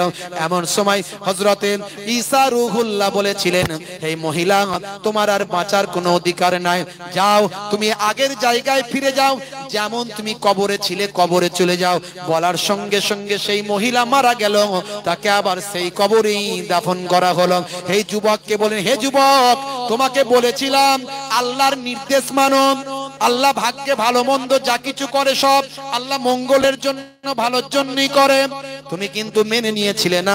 তুমি জানো না মারা যাওয়ার কিছুদিন আগেই এই তোমার স্ত্রী ওই রাজপুত্রের প্রেমে প্রেমাসক্ত ছিল। যখন তুমি ঘুমিয়ে গিয়েছিলে, রাজপুত্র যখন তাকে দেখতে পেল, সে সঙ্গে সঙ্গে তোমাকে শুইয়ে দিয়ে ওই রাজপুত্রের সঙ্গে চলে গেল। তার মানে সে আমানতের খেয়ানত করলো। আর যেটা ঘটেছিল সেটা ভালোই ঘটেছিল। সে যে আগে মারা গিয়েছিল সে ইমানদার অবস্থায় কবরে গিয়েছিল। এতদিন পর্যন্ত সে জেনা ব্যভিচারে লিপ্ত ছিল না। এখন সে তোমাকে ছেড়ে দিয়ে জেনা ব্যভিচারে লিপ্ত হয়ে সেই ইমানের খাতা থেকে তার নামটা কেটে গেল। একজন কবর থেকে উঠল, উঠে ইমানদার হলো, আর একজন কবর থেকে উঠে বেঈমান হয়ে গেল। বুঝতে পারছেন ভাইরা আমার, তরুণ যুবকেরা আমার, ভাগ্যে ভালো মন্দ যা কিছু হয় আল্লাহর পক্ষ থেকে হয়। এই এত কিছুকে বিশ্বাস করার নাম হলো ঈমান। আর ঈমানের পরে আপনার যত সুন্নতের কথা বললাম, যত ফরজ ইবাদতের কথা বললাম, নামাজ, রোজা, হজ, যাকাত, এগুলো সব আমল। তাহলে ঈমান আর আমল দুটো ওয়াজ, দুটো কথা আমি আপনাদের মাঝখানে বলতে এসেছিলাম, বলে দিলাম, কমপ্লিট করলাম কথা। ভাই আমার, তার মাঝখানে অনেক কথা বলেছি, ইতিহাস, বিজ্ঞান, বাস্তব তথ্য, উদাহরণ দিয়েছি। বাবা আমার, তাহলে সবচেয়ে বড় কথা হলো আজকের এই আলোচনা থেকে দুটো জিনিস নিয়ে যাবেন। একটা হলো ইমানদার হবেন, ইমান কাকে বলে আমি বলেছি। আর আমলগুলোর মধ্যে সবচেয়ে বড় আমল, সবচেয়ে বড় ইবাদত হলো নামাজ, রোজা, হজ, যাকাত। তার সঙ্গে সঙ্গে নবীর সুন্নতগুলো, নবী যা বলেছেন সেভাবে করবেন। আল্লাহ বলছেন, বান্দা তোদের আমি ইবাদত ছাড়া অন্য কোনো উদ্দেশ্যে পাঠাইনি, ইবাদতের জন্যই তো পাঠিয়েছি। ইবাদত করে আপনি পৃথিবীতে এগিয়ে যাবেন। আপনি সংসার ধর্ম করবেন, কাজ কারবার করবেন, ব্যবসা বাণিজ্য করবেন, সবের মধ্যে ইবাদত পাবেন। জোরে বলুন, যদি নবী আনা তরিকায় হয়। জোরে বলুন সুবহানাল্লাহ।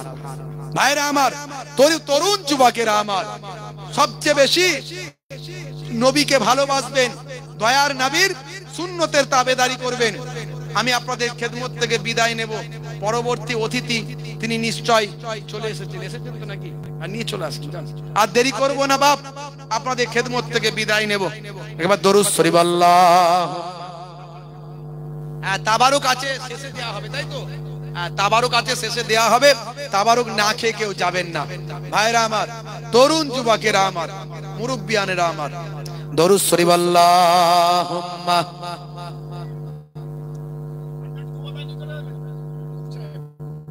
দোয়া করতে হবে, ওনাকে নিয়ে চলে আসেন, আমি ছোট করে দোয়া করব। ওয়া আলা আলি।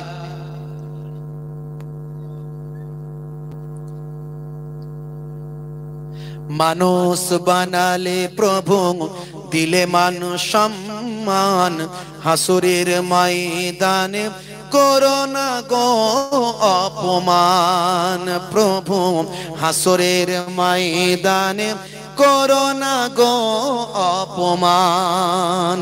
মানুষ বানালে প্রভু, দিলে মানুষ সম্মান, হাসুরের ময়দানে করোনা গো অপমান। প্রভু হাসরের ময়দানে করোনা গো অপমান। দরুদ শরীফ আল্লাহুম্মা সাল্লি আলা। আসসালামু আলাইকুম। মাশাআল্লাহ, এসে উপস্থিত হয়েছেন সেই উলুবেড়িয়া থেকে বিখ্যাত শিল্পী, আপনারা জানেন এস এম নজরুল সাহেব। খুব নামি দামি শিল্পী, আবার বক্তা।